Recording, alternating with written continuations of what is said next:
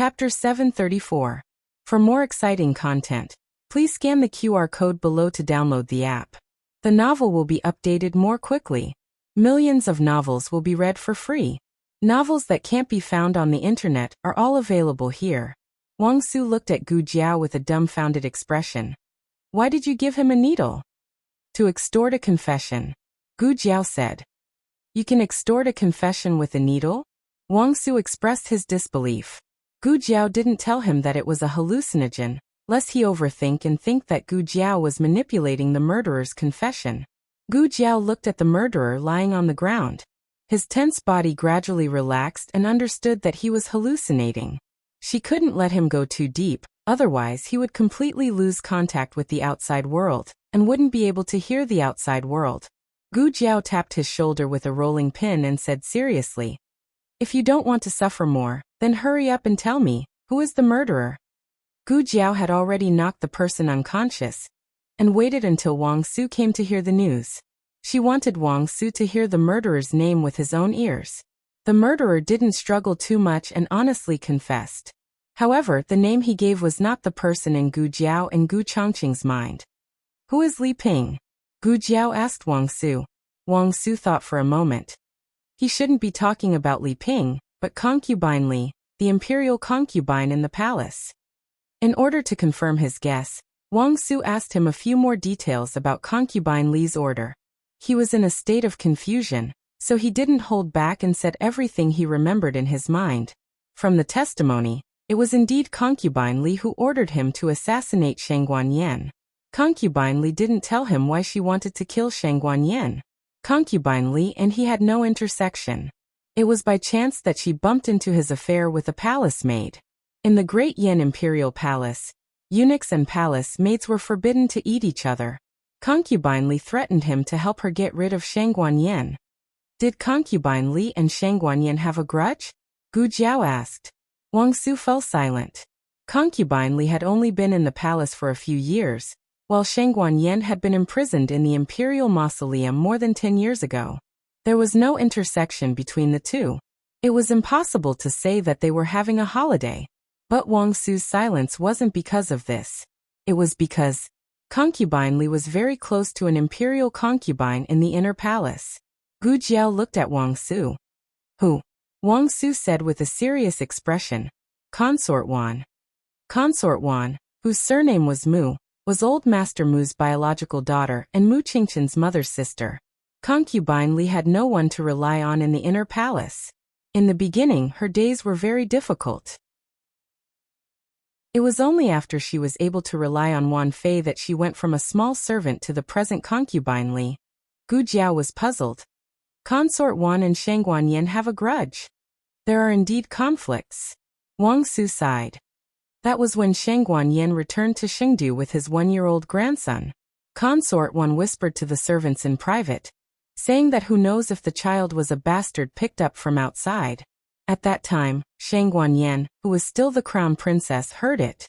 After Shang Guanyan slapped Consort Wan, she was still angry and punished Consort Wan to kneel in the imperial garden as a warning. At that time, Consort Wan was still not an imperial concubine, but a concubine, but it was still very embarrassing. Gu Jiao touched her chin. The crown princess has so much power. Wang Su said. With the support of Empress Xianyuan and the Xianyuan family, of course, her power is great. Besides, she is the only legitimate child.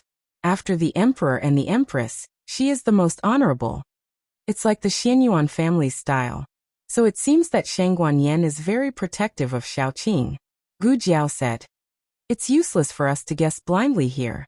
Whether Concubine Li was ordered by Consort Wan or not, we have to ask Concubine Li. Wang Su thought deeply. I'll go to the palace. Wait. Gu Jiao stopped him. Huh. Wang Su was stunned. Gu Jiao pointed to his arm. Your injury. This. Wang Su forgot that he was injured. He suddenly felt a little uncomfortable and coughed lightly. It's not a serious injury. Having said that, when Gu Jiao came to him with a first aid kit, he reluctantly offered his arm. Gu Jiao took out a cotton swab with iodine from the first aid kit and gave him 3 stitches. Because of the anesthetic, it doesn't hurt at all. Wang Su looked at Gu Jiao with a complicated look. His heart was moved. Thank you. Gu Jiao stretched out her hand. 1 silver coin. Wang Su. After Wang Su gave the money, he brought the murderer back to the rearguard commandery with a dark face. Looking at the two people's back, Gu Chongqing asked, "Is he the murderer?" He was referring to the eunuch. Gu Jiao said, "It's him. I saw the crescent-shaped scar on the back of his right hand." Just now, Shang Guanyin woke up for a little while. Gu Jiao took the opportunity to ask her about the murderer. Shang Guanyin didn't see the murderer's appearance, but she grabbed the murderer's hand and touched the scar on the back of his hand. Gu Chongqing's eyes were deep. "It's not Imperial concubine Han." Yes, they all thought that the mastermind behind the scenes must be the Crown Prince's mother. Wang Su took the murderer back to the rearguard commandery, locked the murderer in the prison, and hurried to report to the emperor. The emperor asked Zhang Dequan to bring concubine Li, who knew that Zhang Dequan only brought back news of concubine Li. "Your Majesty, concubine Li hanged herself."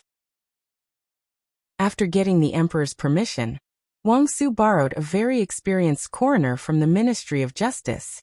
He carefully examined concubine Li's body and determined that concubine Li committed suicide. She was not strangled or killed and then hung. The clue that was hard to get was suddenly cut off. Now that the person was gone, they could only start from concubine Li's belongings and the people around her. After a whole night of torture, a little eunuch finally couldn't stand it anymore, and confessed that concubine Li had asked him to go to the bank to deposit a sum of money, a total of 3,000 taels. Concubine Li's annual salary was only 300 taels. She didn't eat or drink for 10 years to save this money. The problem was that she had been here for less than 10 years. She had spent a lot of money to bribe the servants and show filial piety to the high-ranking concubines. She was already struggling to make ends meet. So how could she have any money left? Concubine Wan, who was close to concubine Li, became the first suspect. Concubine Wan cried injustice, saying that she didn't give concubine Li the money. But when the emperor tortured the palace maids and eunuchs around concubine Wan, a little palace maid confessed the truth. The money was indeed given by concubine Wan, no more, no less, exactly 3,000 taels. "Your Majesty." Concubine Wan knelt on the cold hard floor. The white marble reflected her sobbing appearance. The emperor sat on the chair, and Wang Su and Zhang Dequan stood on both sides. The emperor sternly said, "Do you admit it yourself, or do we have people thoroughly investigate your transactions with the Mu family?" Concubine Wan's salary was not low, but she spent a lot of money. Without the Mu family's filial piety, how could she take out 3,000 taels in one go? Concubine Wan honestly admitted. This concubine did give concubine Li 3,000 taels. That was because she told this concubine that her father was sick and urgently needed money to treat his illness. The emperor coldly said, "What illness needs 3,000 taels?" Concubine Wan looked wronged.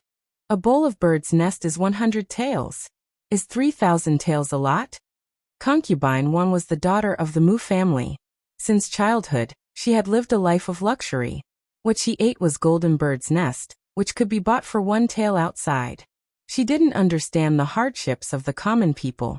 3,000 taels was more than enough to treat a disease in a small Jiangyang county. The emperor suspiciously asked, "Then why did you deny it?" Concubine Wan choked with sobs. "Isn't it because concubine Li had an accident? This concubine was close to her on weekdays.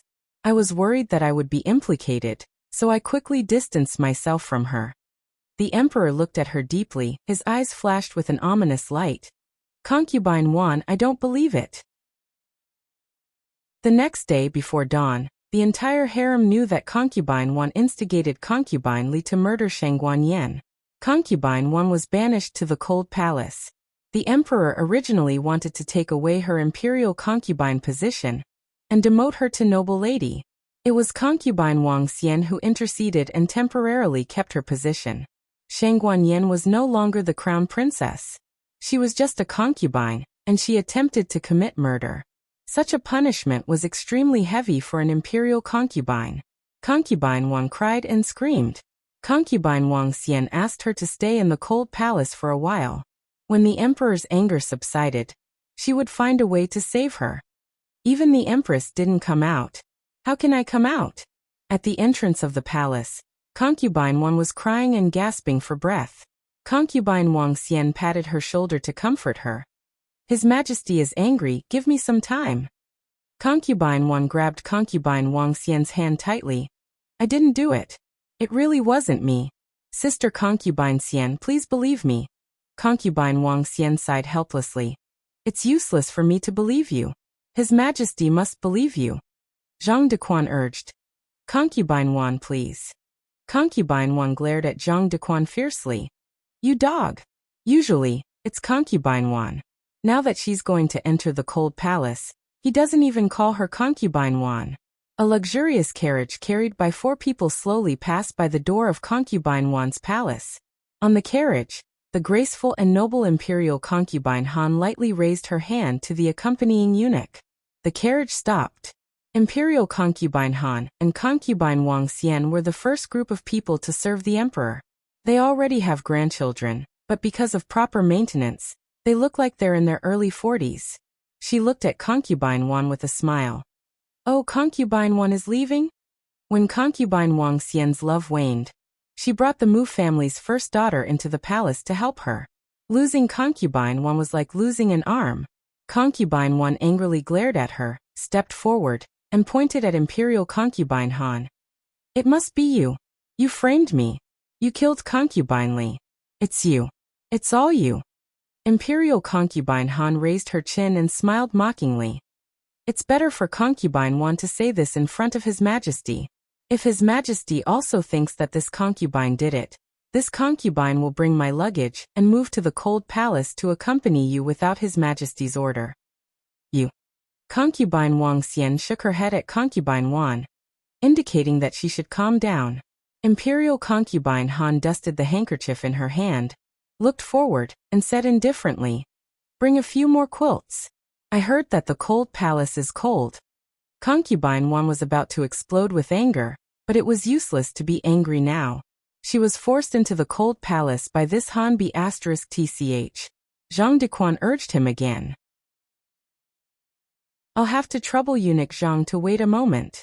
Concubine Wang Xian said politely, and had a palace maid give Zhang Dequan a bag of gold. Zhang Dequan accepted it and whispered, A quarter of an hour, it can't be any later.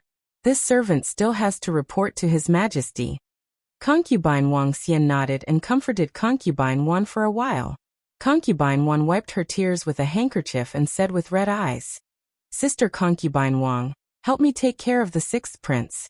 That B***tch is vicious and merciless. She dares to harm me like this. I'm worried that she will harm the 6th prince. The 6th prince, the only underage prince in the harem, was the youngest son of the monarch. Concubine Wang Xian held her hand and said earnestly, I know. I will bring him to Xianfu Palace and won't let anyone have a chance to hurt him. Listen to me, when you go to the cold palace, don't throw a tantrum. Concubine Wan was taken away by Zhang Dequan. Concubine Wang Xian sent a eunuch to the Imperial Academy to pick up the 6th prince from school. When she returned to her bedroom, she met Imperial Concubine Han, who was admiring the flowers in the Imperial Garden. Concubine Wang Xian coldly looked at Imperial Concubine Han and said, You really went too far this time. Imperial Concubine Han took a deep look at her and sneered. Oh. At dawn, the State Preceptor Palace also received the news that Concubine Wan was punished. Sheng Guanyin hasn't woken up yet. In the room, 3 people sat opposite each other.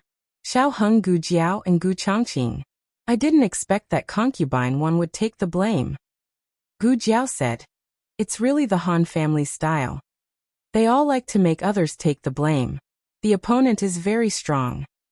Gu Changqing said, It's not because of the strength of force, but because of the shrewdness and scheming. It's not terrible to have such a person in a family. If everyone's brain is so smart, it's no wonder that they can compete for the position of the first family.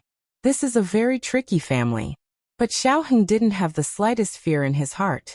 On the contrary, a strange desire for power was faintly born in his blood. This is probably Gu Jiao's mood when he sees a master. It's just that Gu Jiao is purely competing. He's more sinister.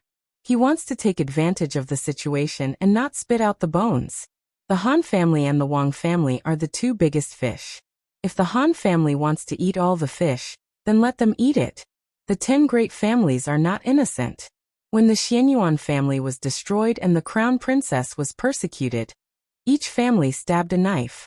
He doesn't sympathize with concubine Wan. Just like in the past, no one sympathized with Xianyuan Hanyan, who was banished to the cold palace. The Han family is a good knife.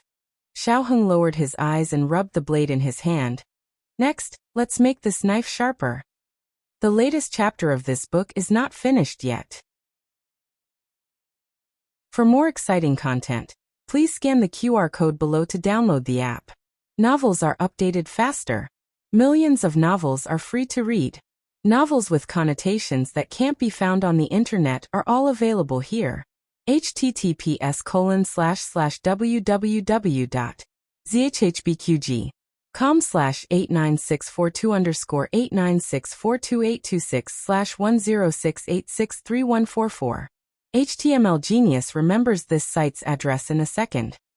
www.zhbqg.com Bikago mobile version reading website. zhbqg.com.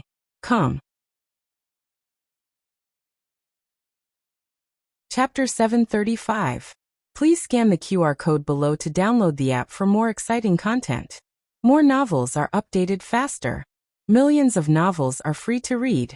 There are all kinds of novels that can't be found on the internet here. In the Mu family, Old Master Mu also received the news that Consort Wan was banished to the Cold Palace.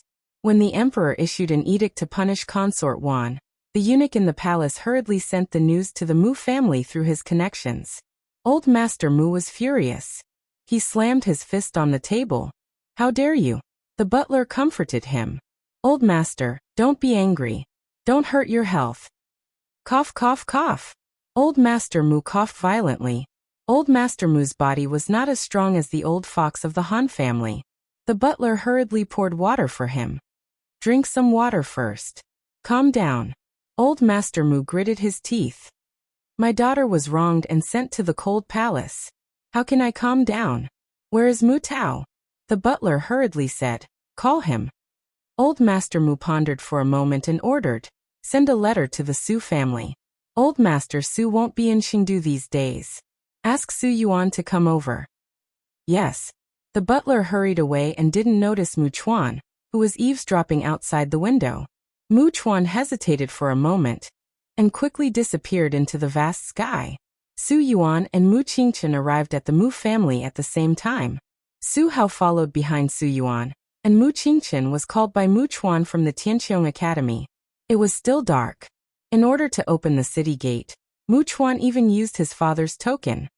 "Fourth brother, you're here too." Su Hao smiled and greeted him. Mu Qingchen looked indifferent. Mu Chuan said angrily, "What are you doing here? He was just a bastard.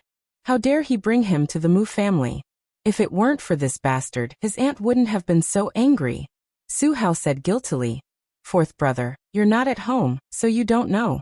Father was injured when he was practicing martial arts at home yesterday. I was worried, so I insisted on coming. It's all my fault. Please don't blame father." The two looked at Su Yuan. His waist was indeed wrapped in thick bandages. "Go in," Su Yuan said. In the parlor, Old Master Mu sat on the main seat with a pale face. His eldest son Mu Tao stood beside him respectfully. Su Yuan saluted Old Master Mu. "Father-in-law." Grandpa Mu hummed in agreement. Grandpa Mu had a grudge against this son-in-law of his. Old Master Mu only had 2 daughters. One married into the palace, and the other married into the Su family. The Mu and Su families were connected by marriage. The Su family was considered to be climbing up the social ladder by marrying the daughter of the Mu family. However, this Su Yuan did not know what was good for him. He actually had a mistress outside, and even let the mistress give birth to a son a day earlier than his wife. There were a total of 3 branches in the Su family. The eldest and second young masters belonged to the second branch, while Su Hao and Mu Qingchen belonged to the eldest branch. Su Yuan was the heir of the Su family. Logically speaking, Mu Qingchen, as the son of the first wife, would inherit the Su family business in the future. However, Su Yuan was very sincere when he admitted his mistake. All these years, Mu Qingchen had been following his mother's surname. Su Yuan had tolerated it and treated Mu Qingchen well. Su Yuan had also made it clear that only Mu Qingchen could inherit the position of the head of the Su family. However, Mu Qingchen had to change his surname back when the day came. Old Master Mu's eyes fell on the bandage on Su Yuan's waist and abdomen. He asked, "Are you hurt?" Su Yuan said, "I accidentally twisted it when I was practicing martial arts. It's just a small injury. It's nothing serious." "Sit down," Old Master Mu said, and gestured for Mu Tao to sit down. Su Yuan and Mu Tao sat down on both sides of Old Master Mu. Old Master Mu looked at Mu Qingchen with a kind look. "Qingchen, you've lost weight recently. Is it because the life in the academy is too hard?" Mu Qingchen said. "No, it's just because the weather is hot." Old Master Mu had always doted on Mu Qingchen. However, he was not in the mood to play with his grandson at this critical moment. He raised his hand tiredly. "Sit down." He did not speak to Su Hao. Instead, he looked at the door. "Okay, come in." Mu Chuan touched the bridge of his nose and walked in resentfully. No matter what kind of relationship Mu Qingchen had with Su Yuan in private, he still behaved politely on the surface. He sat down beside Su Yuan. Su Hao was about to sit down on the other side of Mu Qingchen when Mu Chuan came over. "I want to sit with my fourth brother. Get over here," Mu Tao shouted. Mu Chuan curled his lips bitterly after being shouted at by his father. He walked over reluctantly and sat down beside his father. Old Master Mu did not beat around the bush. He said bluntly, "I'll cut to the chase. I asked you to come here before dawn because of something in the palace. I guess you all know what happened to Concubine Wan." Su Yuan nodded. "Steward Lu told me on the way here." "What's going on?" "Concubine Li made a mistake." "What does it have to do with Concubine Wan?" Mu Qingchen heard it from Mu Chuan. He was more thorough than the steward. The steward had to choose his words carefully when speaking to Su Yuan. There was nothing that he could not say. Mu Chuan just spilled the beans. He directly said that it was the Han family who framed Concubine Wan. Also, his aunt was a little complacent. The Mu family did not give her so much money every year for her to squander. Concubine Li's father was sick, and she gave her 3,000 taels. Did she know how hard it was to earn 3,000 taels? He had 2 aunts, but to be honest, his youngest aunt was too brainless. If it were his eldest aunt who entered the palace, she might have already become the crown prince. His eldest aunt was Mu Qingchen's mother. I knew something would happen to her sooner or later. In fact, if it weren't for Concubine Xian's care, she would have been in trouble many times. These were Mu Chuan's words. Mu Chuan also felt helpless about his youngest aunt. Old Master Mu asked Mu Tao to tell him the whole story. He could roughly infer that it was Concubine Han who did it. Concubine Li was bribed by Concubine Han. Her father's serious illness was just an excuse. She asked Concubine Wan for a large sum of money, so that Concubine Wan could not get away with it on the day of the accident. It was also Concubine Han's plan that Concubine Li found out about the affair between the head of the palace and the little palace maid. Concubine Han had been in charge of the harem for many years. How could she not know that the head of the palace and the palace maid were having a private affair? However, she did not say anything because she wanted to make it a weakness that she could use to her advantage at any time. Su Yuan said in a deep voice, "This is too much. If she wants to get rid of the dethroned crown princess, then just do it. Why did she have to drag Concubine Wan into this? Is she trying to use this opportunity to make His Majesty angry at the Mu family?" The harem and the previous dynasty had always been intertwined and could not be completely separated. If something happened to Concubine Wan, would the Mu family have a good time? Old Master Mu said coldly, "Humph, how can the Han family's appetite be the same as my Mu family's? In my opinion, the Wang family and the Su family will be targeted by them sooner or later." Old Master Mu's biological sister married into the Wang family. She was now matriarch Wang. The room was silent for a while. The atmosphere was strange and tense. Old Master Mu said again, "There is nothing to say about the Han family's ambition. There is another key person in this matter." Su Yuan asked hurriedly, "Who?" Old Master Mu said, Xiao Lulang. Su Yuan faintly felt that the name was familiar. He is, Old Master Mu said, a freshman of the Tianqiong Academy, from the Zhao Kingdom. The dethroned crown princess was seriously injured by the head of the palace. Even the state preceptor could not save her. This Xiao Lulang rescued her from the palace of hell. If it were not for him, the Han family's plan to assassinate the dethroned crown princess would have succeeded. And I also heard an interesting thing. The head of the palace is highly skilled in martial arts. He escaped from the palace. It was also Xiao Lulang who helped Wang Su catch the real culprit and interrogate him. If it were not for this Xiao Lulang, the culprit would have escaped. I heard that the state preceptor praised him in person. Since ancient times, heroes come from the young. The state preceptor has been in Sheng City for more than 30 years. No one knows where he comes from, or where his family is. But his wisdom is well known in the 6 kingdoms. Has he ever praised anyone seriously? Su Yuan remembered where he had heard this name. It was from Su Shui. Father-in-law, you mean? He looked at Old Master Mu. Old Master Mu said thoughtfully, this Xiao Lulang must not fall into the hands of the Han family. He must be used by us. But since he has cured the dethroned crown princess, I guess the emperor's grandson may have thought of the same thing. Su Yuan frowned. The emperor's grandson will try his best to win him over? Old Master Mu snorted. The emperor's grandson and the dethroned crown princess are in a dangerous situation. If we can win over one more person, we will have one more trump card, although it is not very useful. Su Yuan shook his head. It is impossible for the dethroned crown princess to make a comeback. The emperor's grandson is dying. Only the Han family is suspicious. It is unnecessary. Old Master Mu said, the death of the dethroned crown princess is not bad for us. Don't forget that the 10 great families all participated in the annihilation of the Xianyuan family. Su Yuan said, but the Han family should not use us as a stepping stone.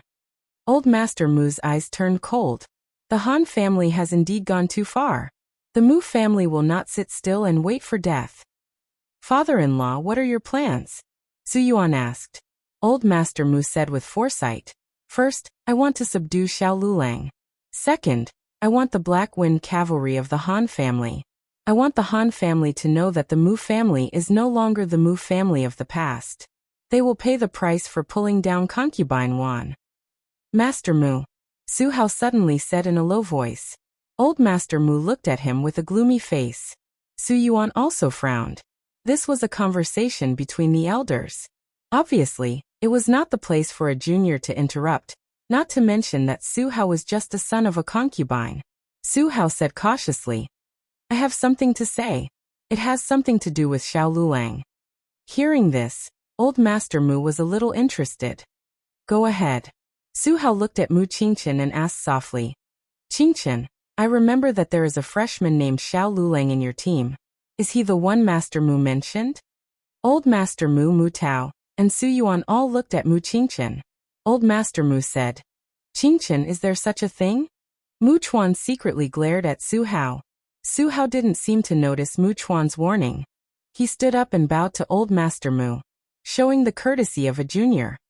I heard that Xiao Lulang is not only Qingqian's teammate, but also Qingqian's classmate. Qingqian is also his deskmate.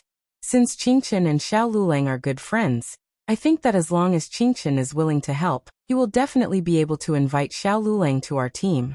Mu Chuan stood up immediately. Su Hao, what are you talking about? Since when did my fourth brother become good friends with him? It was just a few rounds of boxing matches, that's all. Deskmate. Don't you know that my fourth brother always sits alone? Are you and my fourth brother in the same academy?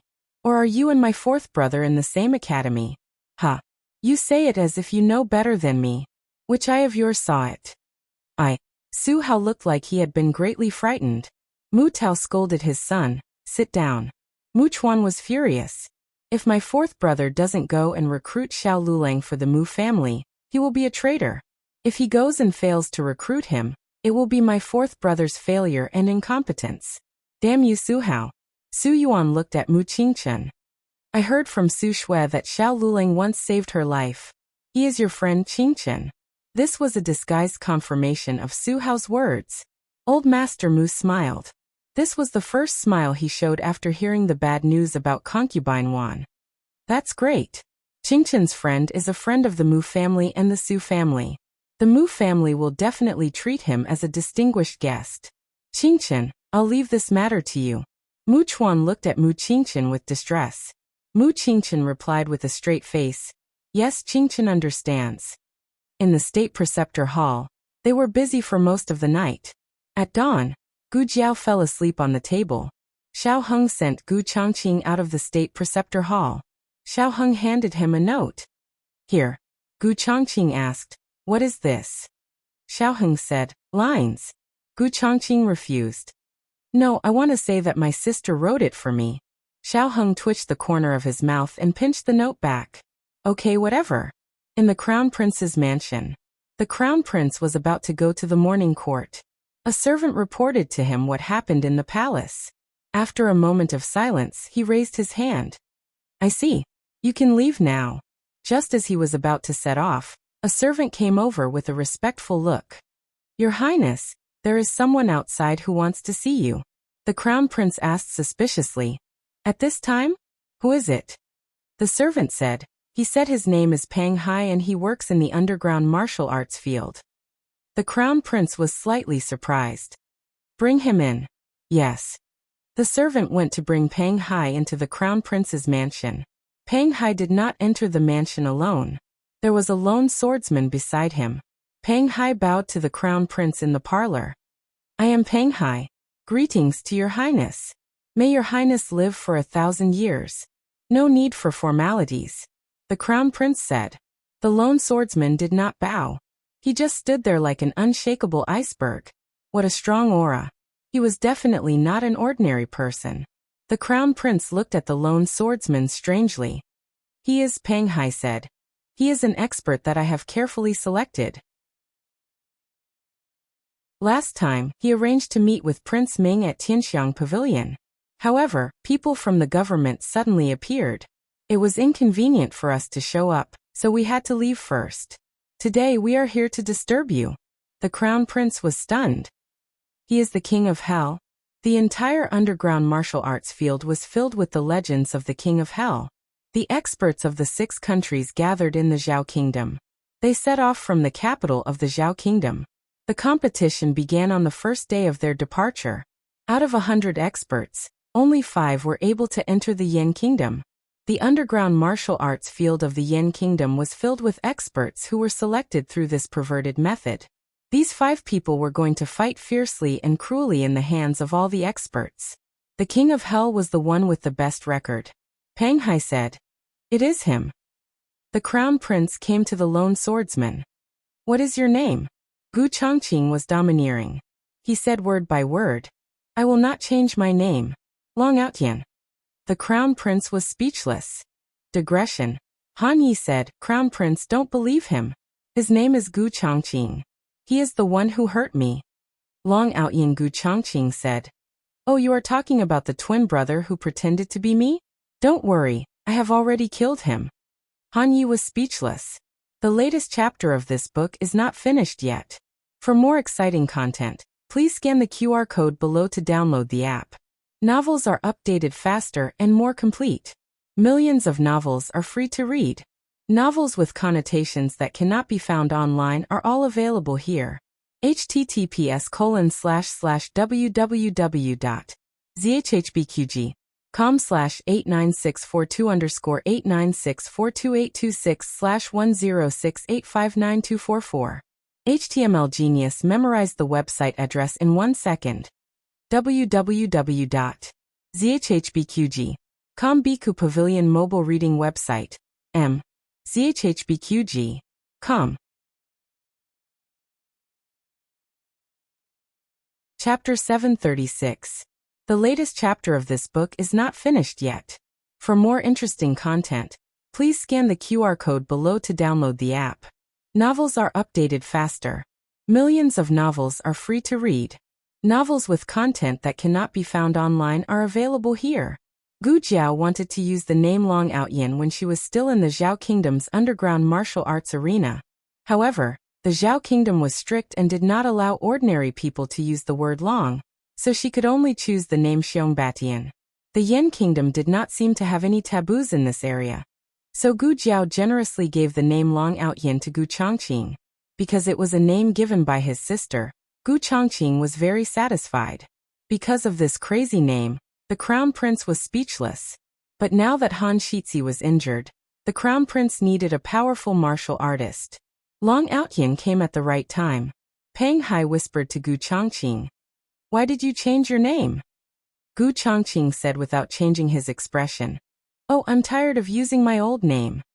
People in the underground martial arts arena used aliases, so he directly said Gu Chongqing, making Peng Hai think it was an alias. Peng Hai was too lazy to care. Whether or not Peng Hai was a martial artist, the crown prince did not believe him.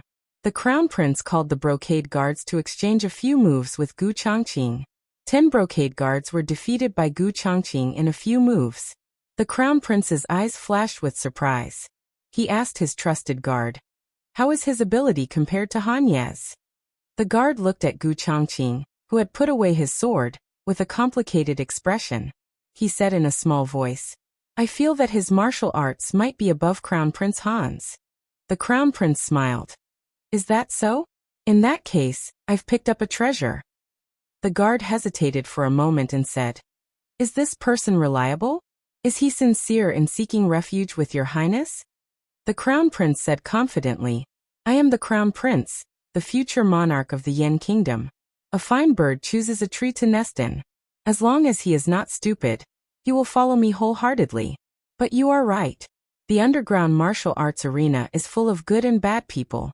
I cannot trust anyone easily. Go and get the things." "Yes." His trusted bodyguard left. The crown prince walked over and stopped them. "All right, the fight is over." The embroidered uniform guards released long sighs of relief.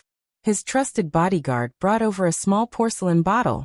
The crown prince smiled at Gu Chongqing and said, "Drink this. From now on, you are my trusted aide." Peng Hai glanced at the porcelain bottle and rubbed his nose guiltily. He did not mention this to Gu Chongqing before he came. The crown prince's residence wasn't that easy to enter. There was a price. Gu Chongqing didn't even ask what it was.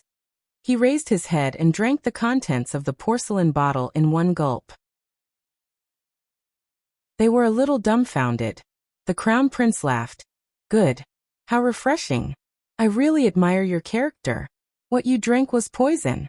You need to take the antidote once a month, otherwise you will die from the poison. But don't worry, as long as you are loyal to me, I will let you live longer than anyone else." The crown prince was very satisfied with Long Outyin. Originally, such an expert did not have the right to have his own courtyard. But the crown prince decided to make an exception for Long Outyin. He ordered the servants to tidy up an elegant courtyard, and even arranged a few servants for Long Outyin. When Long Outyin said that he did not like to be restricted, the crown prince agreed. Coming out of the crown prince's residence, Peng Hai asked Gu Chongqing, "Why are you following me?" Gu Chongqing said, "I want to go to the outer city. Give me a ride." "No, I'm not going to the outer city." Peng Hai felt the pressure from Gu Chongqing's Long Outyin. "You think you are so great just because you changed your name? Why do I feel that you are so arrogant? Is this name more awesome than Yama?" Peng Hai waved his hand. Okay, I will send you there." Gu Chongqing got into Peng Hai's carriage. The morning sun was rising. Old Master Mu ended his conversation with Su Yuan. His general direction remained the same. He still talked about the same two things, recruiting Xiao Lulang and getting the Black Wind Cavalry. The former was for Mu Qingchen, while the latter was for Old Master Mu. Old Master Mu said, "Su Yuan, come to my study with Mu Tao." She had something to say to them alone. Mu Qingchen said, "Grandpa, Mu Chuan and I will go back to the academy first." "Go ahead." Old Master Mu nodded kindly.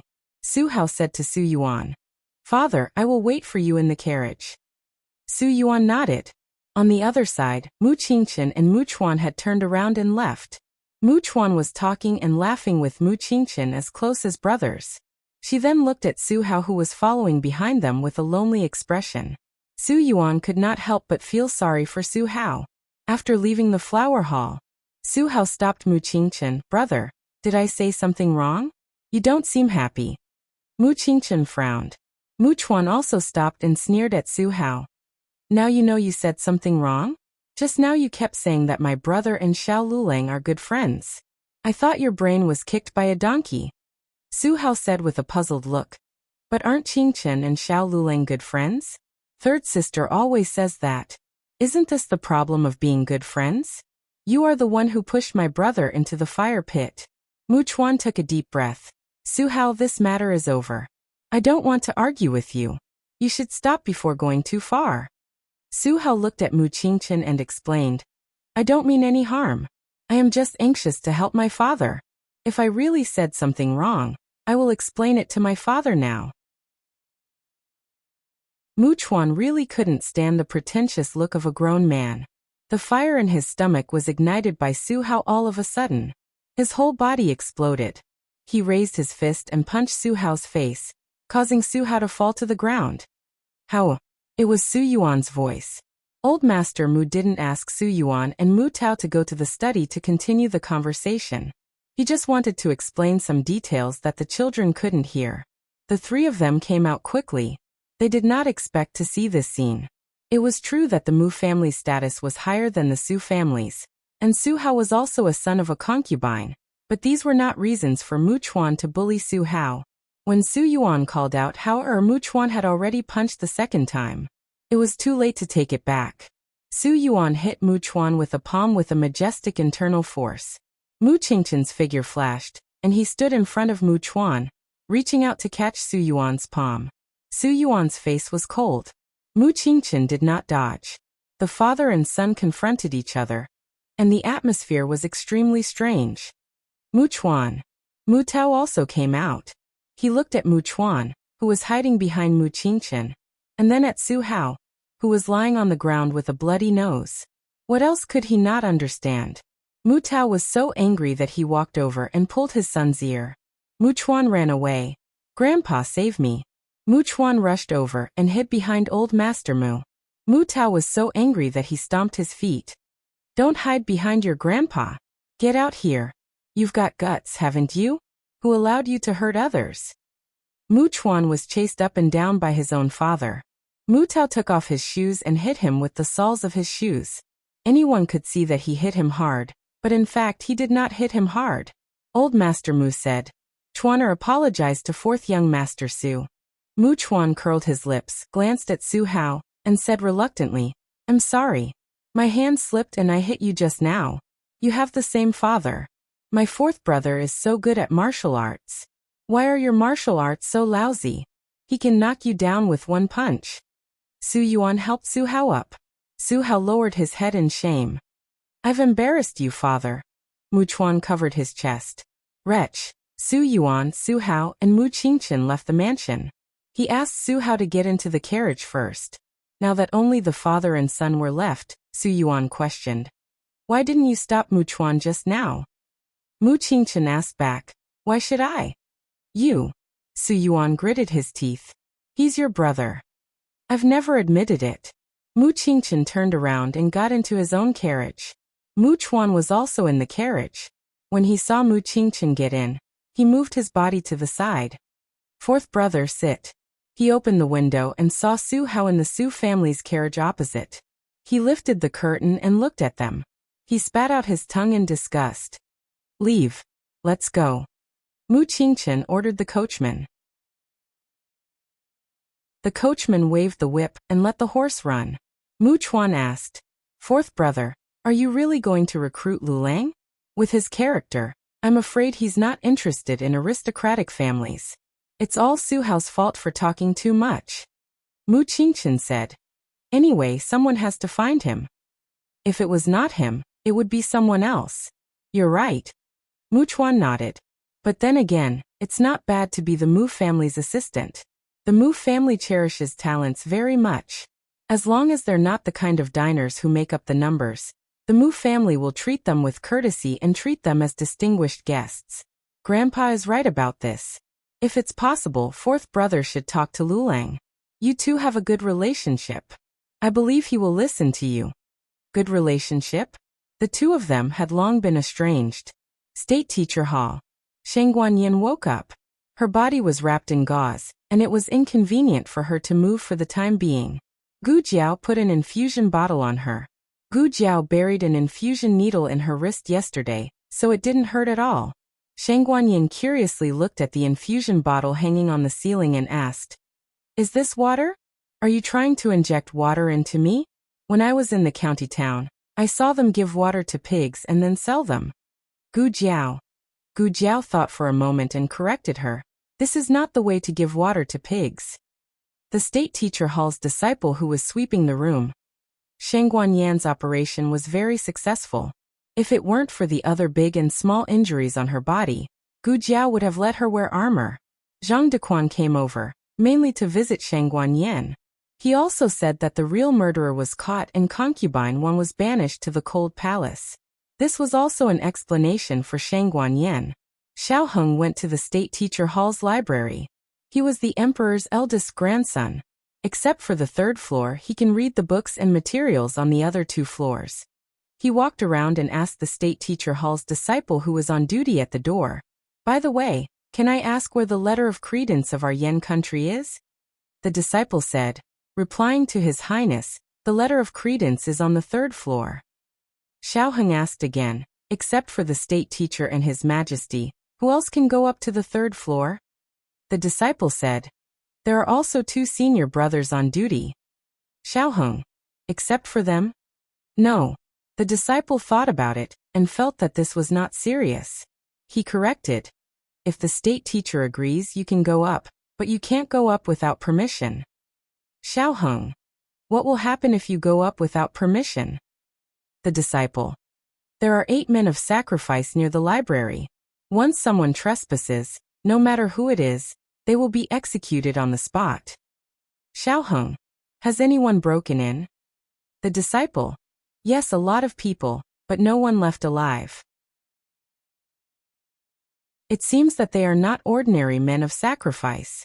Then the question is, since the defense is so tight, how did the letter of credence of the Yen country come from little Jing Kong's pile of junk? It can't be given to him by the state teacher. Kanglin Women's Academy. Gu Chengfeng sent little Jing Kong to Lingbo Academy. "Go to class obediently. I will pick you up at noon." Little Jing Kong asked seriously, "Will you take me to the State Teacher Hall to have a meal with Jiao Jiao?" Little Jing Kong had asked this question hundreds of times since he returned to Linglong Pavilion last night. He also asked when he was peeing in the middle of the night, when he was eating in the morning, and when he was walking on the road. Gu Chengfeng didn't have Xiao Heng's willpower, so he couldn't take it anymore. He broke down and surrendered. Okay, I will take you there, okay? It's so hard to take care of children."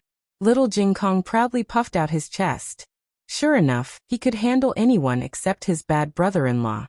Little Jing Kong carried his bag into the academy with satisfaction. He sat down in his seat. The class posted the results of yesterday's exam. There was no doubt that the first place was Jing Kong. There was a change in the last place, Yin Shui. Other people were answering questions in the exam, but the little princess was drawing tortoises, and she was very serious about it. Little Jing Kong sat in his seat for a while, but his deskmate didn't come. He thought for a while and ran out of the classroom. He came to the back door of the academy. The little princess had to pass by here every time, going through the alley and getting off the carriage at the front door. Little Jing Kong felt that it was very troublesome. Why did she insist on going through the front door? Wasn't the back door better? The emperor had to go to court, so he couldn't send the little princess every day. Usually, the imperial guards would escort her. Today was no exception. Tonghulu, delicious tonghulu. The little princess heard the tonghulu shout and saliva flowed down her mouth. "I want to eat tonghulu," she said to the palace maid beside her. Her eyes were wide open and cute. She didn't speak in an arrogant tone, but in a cute voice that made people's hearts soften. The palace maid smiled. "Little princess, please wait a moment." She stopped the carriage and shouted to the peddler in front of her, "Tonghulu." The peddler walked over with a smile. "Madam, how many do you want? What flavor?" "I have tonghulu, tonghulu, tonghulu, tonghulu, tonghulu, and tonghulu." The palace maid smiled. I'm not the madam, it's my little master who wants to eat. She said to the little princess. You can choose a tonghulu. The young princess leaned against the window and stretched her head out. She was drooling over the candied hawthorns, candies this and candies that. At this moment, little Jing Kong saw her and waved at her. She didn't see him. Little Jing Kong ran out. The page boy guarding the door didn't react at all.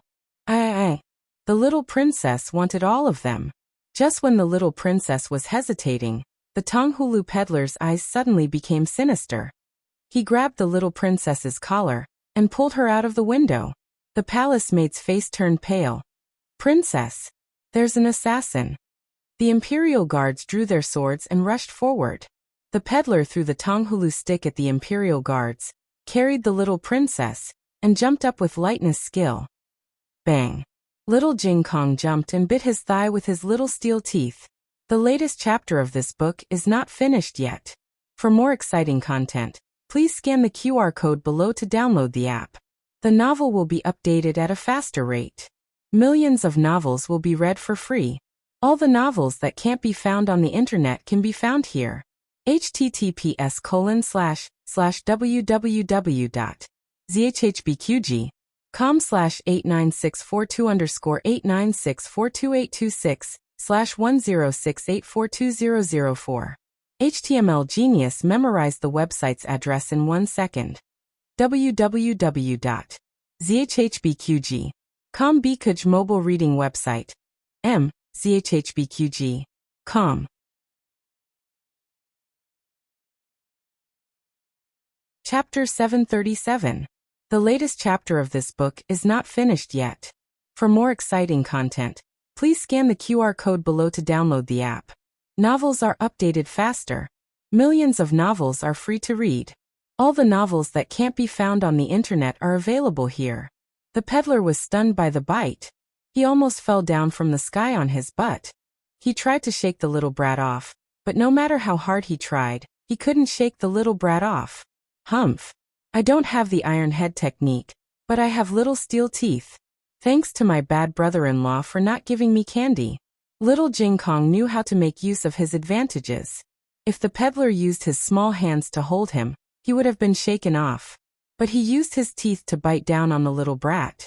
If the human trafficker wanted to shake him off, he had to bite off a piece of his flesh. The peddler's thigh muscles tightened. He was afraid that it wasn't tight enough. If the little brat loosened his flesh, it would be bitten off. The imperial guards also surrounded him. The peddler didn't have time to fight with them. He could only leave the scene with one child in his arms, and the other hanging on his leg. You guys follow me. You, go back to the palace and report to Her Majesty. Yes. A group of imperial guards chased after the peddler, but they still lost him. The peddler carried the 2 children and ran on roofs and walls, up and down, but the little brat on his leg wouldn't let go. When he arrived at a secluded courtyard, his entire right leg was swollen like a ham. A man in black walked out and looked at his companion in the courtyard with a strange expression. What's going on? Didn't I ask you to catch only one? Why did you catch another one? The peddler twitched in pain. Do you think I want to catch him? Didn't you see how tight this brat is biting? The man in black took a closer look. It was true. Little Jing Kong was also wearing the uniform of Lingbo Academy. He was obviously a student of the academy. The man in black was confused. Why are they so small? Do they know how to pull up their own pants? How dare they take them from the academy? How poor is Lingbo Academy? The peddler couldn't bear it anymore. Stop looking. Hurry up and get him off me. I know. The man in black waved his hand and walked forward to pull little Jing Kong away. This time it was easy to pull him down. There was no other reason. Little Jing Kong could not hold on any longer. He had bitten until now because of his stubbornness. Although he had a mouthful of sharp teeth, he had forgotten that he had a weakness for meat. Little Jing Kong fell to the ground with his arms and legs spread out. His eyes rolled back and his tongue stuck out. The young princess had long been scared silly. She did not move, nor did she cry or scream. The man in black and the peddler were quite satisfied. The peddler handed the young princess over to the man in black and said, "Take them away first. I'll go and treat my wound. Then this." The man in black took the young princess and pointed at little Jing Kong, who was lying on the ground with his tongue out. The peddler said impatiently, "Whatever, throw it out." "No." The young Canton princess suddenly opened her mouth and grabbed the man in black's collar with both hands. Her small body was trembling non-stop. Using the most terrified expression, she said the fiercest words, "Don't throw him away." The man in black was stunned for a moment. He turned to the peddler and said, "Why didn't you throw it earlier? Throwing it out now. Is it because you don't want to expose yourself fast enough? What if someone sees it?" "I said it's up to you." The peddler interrupted him. "I'm in so much pain. I'm going to apply medicine." After saying that, he limped to another room. The man in black frowned. He held the young princess in one hand and little Jing Kong in the other hand. Then he locked the two of them in the woodshed. In the throne room, the monarch was in court. Recently, there had been frequent rainstorms in various parts of the Yin kingdom, which had caused many floods in the middle and lower reaches of the river. All the government offices had asked the imperial court for disaster relief.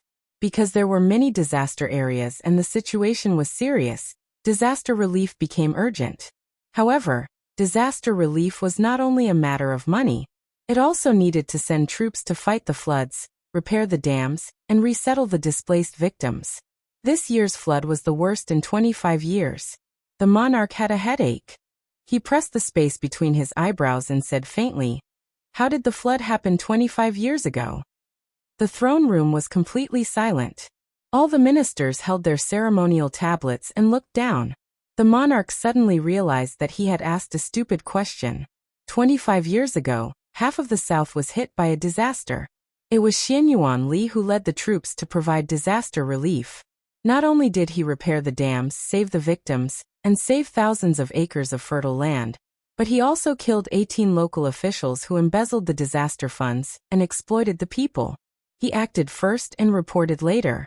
Those local officials were involved with the major forces of the provincial capital, and even the capital. For a time, the capital was in turmoil. Some people tried to drag Xianyuan Li down, and some tried to threaten him. Unfortunately, no one succeeded. All the major forces were either uprooted or cut off their tails to survive. In short, after several years, no one dared to think about the disaster relief funds. All the major forces that survived the disaster kept their tails between their legs and became honest officials for a period of time. Just when the monarch was having a headache over the flood, the imperial guards and palace maids who were escorting the young princess returned. The palace maid knelt on the long steps outside the throne room and cried, "Your Majesty! Your Majesty! The young princess has been taken away." The monarch's eyes darkened and in an instant he was filled with murderous intent. "What did you say? What happened to the young princess?" The palace maid trembled as she cried. "When our carriage reached the back door of Lingbo Academy, suddenly, a hawker selling candied haws. He took the young princess away." The monarch slapped the armrest of the throne and stood up angrily. "A hawker selling candied haws can take someone away from the imperial guards. What are the imperial guards doing?" Han Ye's father, Han Lei, trembled as he held the ceremonial tablet. Half of the imperial guards were the Han family's forces, and Han Yi was the deputy commander of the imperial guards. He hoped that the imperial guards who were escorting the young princess this time were not personally promoted by his son. Otherwise, the Han family would be charged with dereliction of duty. The monarch called the imperial guard who came back to report to the palace. To Han Lei's disappointment, this person was called Zhang Feng, and he was Han Ye's subordinate. Han Lei's heart sank to the bottom in an instant. The monarch asked for the details and asked a civil official to draw a portrait of the hawker according to Zhang Feng's description. No one had seen this person before. To find the young princess was tantamount to finding a needle in a haystack. The monarch was furious, and the entire throne room was shrouded in a layer of murderous aura. "Find the young princess for me, even if you have to dig 3 feet into the ground. I want her alive," Zhang Feng reported. There was another child who was also taken away. He was about the same age as the young princess and wore the same academy uniform. This characteristic was too obvious. In the entire Lingbo Academy, there was only one child who was the same age as the young princess, little Jing Kong.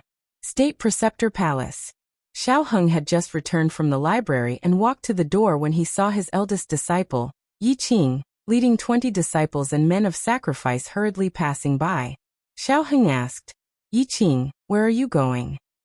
Yi Qing stopped in his tracks and bowed to Xiao Heng with cupped hands. Your Highness Changsun, the young princess and her classmate have been captured. Our State Preceptor Hall also plans to go out and look for them. Xiao Heng's eyes slightly paused. Which classmate of the young princess? Yi Qing said. The little boy who came yesterday and sang in the Qilin Hall for a long time. He seems to be called Jing Kong. Jing Kong was taken away? In the side room, Gu Jiao looked at Xiao Heng and asked. Xiao Heng nodded.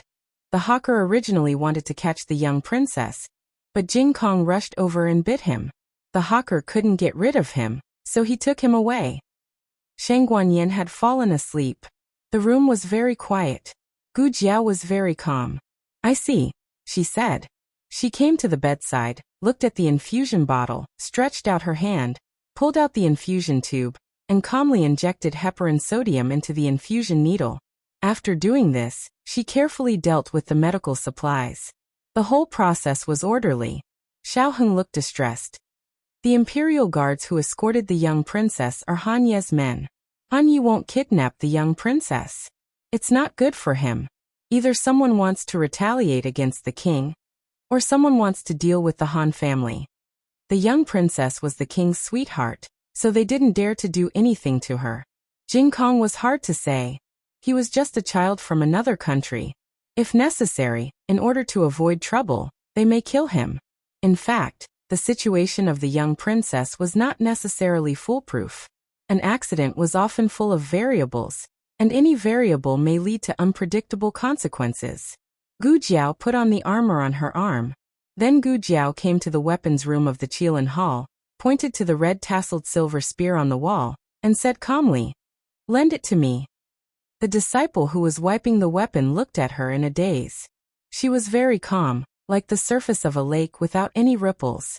However, for some reason, the disciple felt a chill in his heart, as if a terrible storm was brewing under this calm lake. When the disciple came back to his senses, Gu Jiao had already taken the red-tasseled silver spear out. Gu Jiao also borrowed a horse from the State Preceptor Hall.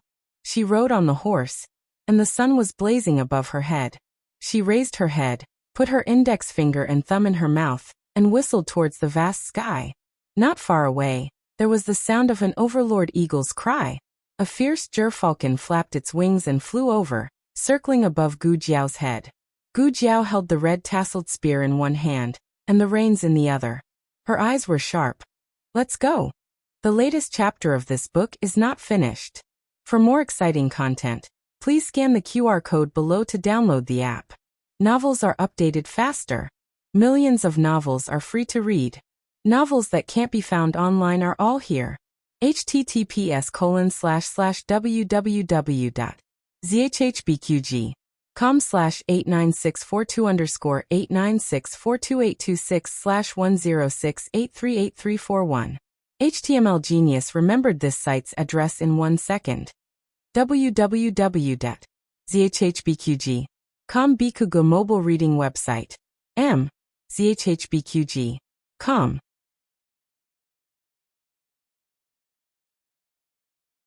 Chapter 738. The latest chapter of this book is not finished yet. For more exciting content, please scan the QR code below to download the app. The novel will be updated faster. Millions of novels will be read for free. There are all kinds of novels that you can't find on the internet. The disappearance of the young princess was no small matter. Even the Grand Master Hall was involved, let alone the aristocratic families. The aristocratic families all sent out their elite forces to try to find the young princess. The Han family was especially eager to find the young princess. In the parlor, Grandfather Han said with a grave expression, "Zhang Feng and the others have failed in their duties. If we don't redeem ourselves and find the young princess, the emperor will blame us and the Han clan will be in trouble." The Han family had already lost a mind because of the assassination of the emperor's grandson. They couldn't be punished by the king again. Han Lei had just returned from the palace. Other than him and Master Han, his younger brother, Third Master Han, was also in the room. Third Master Han was a slacker. He had spent the whole night in the concubine's room, so he was listless now. Han Lei was angry when he saw him. In terms of ability, 10 of his third brothers were not as good as his second brother. According to his original plan, he should have let his third brother take the blame for Han Yi. At least the Han family would only lose an idiot. However, because he was the eldest son of the old madam, he could enjoy the fruits of others' labor even if he didn't work hard or contribute to the family. Han Lei glared at his younger brother. It took him a lot of effort to resist the urge to slap him to death. "Father." Han Lei suppressed his anger and said to Master Han, "There is something wrong with this." Master Han put his hands on the handle of his cane. His eyes were sharp like a hawk's. "Don't worry about it. Find the young princess first. Then the Han family will be saved." Han Lei cupped his hands. "Yes, father. I will bring people to find her." Master Han said meaningfully, "Remember, it must be the Han family who finds the young princess." Han Lei understood.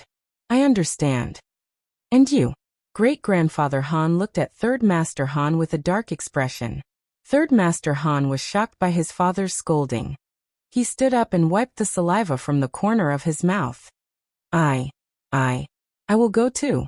Grandpa Han was exasperated and said, "What are you going to do? You better stay at home obediently. You are not allowed to step out of the yard for the next few days." Third Master Han was about to cry. Why did he have to imprison him? Han Lei called Chu Nan over and asked him to pick out the best Black Wind cavalry from the army camp. He was going to bring the Han family's cavalry to personally search for the person. "Father." Just as Han Lei was about to leave, Han Yi spurred his horse over. Han Lei looked at Han Ye's pale face, and then looked at his bandaged feet. He frowned. "You haven't recovered yet. Why did you come out?" Han Yi endured the immense pain. His face was pale, but his eyes were filled with determination. "Father, let me go find him too." "Nonsense. How are you going to find him like this? Didn't the doctor tell you to focus on recuperating? If someone were to find out that your tendons are broken and your legs are crippled, do you think you would still be able to keep your current position?" Han Lei's words were like a sharp knife stabbing into Han Ye's heart. Gu Chongqing's sword strike had killed him, almost ending his martial arts career. The king would not put a cripple in an important position. In order not to be discovered by the monarch, he couldn't even go to the Imperial Preceptor Hall for treatment. He refused to accept the fact that he had become a cripple. He could still mount a horse. He could hold a gun. He could hold a sword. Han Lei understood that his son, who had always been proud and arrogant, could not accept this heavy blow. He softened his tone and said, "Yi, or don't worry and stay in the residence. I will definitely find a way to cure you." "Really?" Han Ye's tone was a little careless. Han Lei was anxious to make his son believe him. He said seriously, "Rumor has it that Xian Yuan Li's tendons were broken by the people of Jin, but wasn't he still cured by a divine doctor?" Han Ye's eyes flashed with a hint of emotion. "Was it the Imperial Preceptor?" Han Lei shook his head. "No, the Imperial Preceptor Hall had not been built at that time. I don't know who the divine doctor was, but if the rumor is true, I will definitely find him for you. I will let him cure you at all costs. Even if my Han family has to support him forever, I will accept it." This was the first time Han Yi felt his father's unreserved concern for him from his eyes. In the past, only his second uncle would be like this. Han Yi whispered, "It's been decades. Who knows if that person is still around?" Han Lei held his shoulders. "Yi, don't say such discouraging words. You are the heir of the Han family. You can't give up on yourself." Han Yi said, "I know I was wrong, father." Han Lei smiled with relief. "Quickly go back and recuperate. I will take care of the matters outside." Han Yi was carried back to his courtyard by the servants. He lay on the rattan chair at the door and looked at the courtyard from afar. Qi Xian patted the mosquitoes on his body and said to Han Yi, "Okay, don't worry. I will help you find him." Han Yi said, "Thank you, master." Qi Xian put his hands behind his back and sighed. We are master and disciple. I don't want to see anything happen to your family.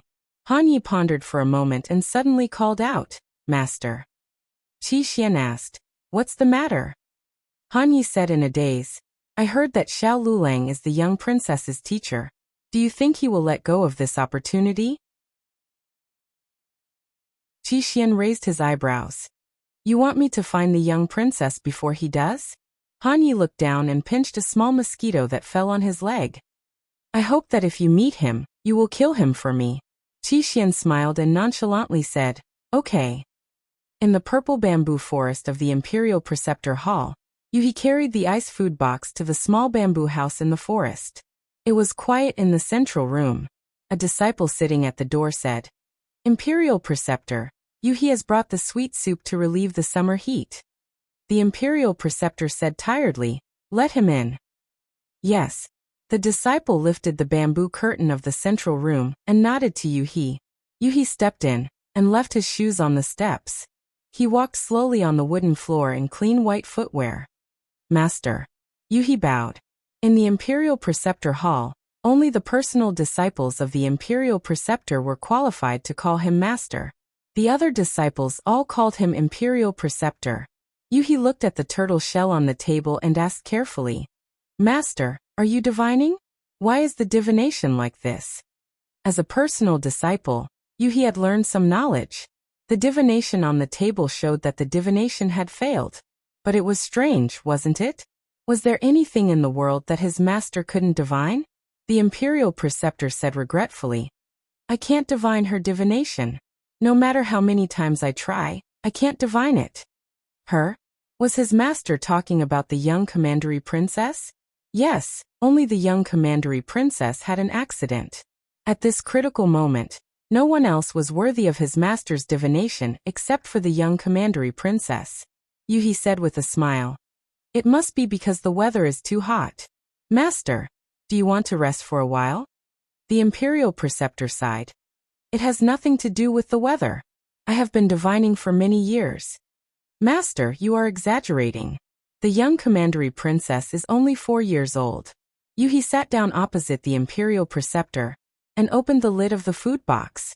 He scooped a bowl of iced mung bean soup and presented it with both hands. Master, here you go. The Imperial Preceptor took a sip and didn't say anything else. In a room in a courtyard, a man in black and a hawker who had treated his wound stood respectfully in the middle of the room. In front of them was a man in a gray cloak. The weather was hot and humid. The man put down the hood of his cloak and took off the mask on his face. He glanced at the two and asked, Is it done? The hawker said, We caught the man. The man in black added, But we caught an extra one. The hawker was speechless. Would you die if you kept quiet? What do you mean by an extra one? The man asked with a frown. The hawker pointed to his injured thigh and said, He is the young commandery princess's classmate. He followed me here and bit my thigh. I couldn't get rid of him. But don't worry, we have got the information from the young commandery princess. He is a poor boy. He doesn't even have parents at home. He only has an elder sister who is studying at the academy next door. Even if he dies outside, no one can care. The man snorted. That better be the case. The man in black hesitated for a moment and said, Master, the young commandery princess.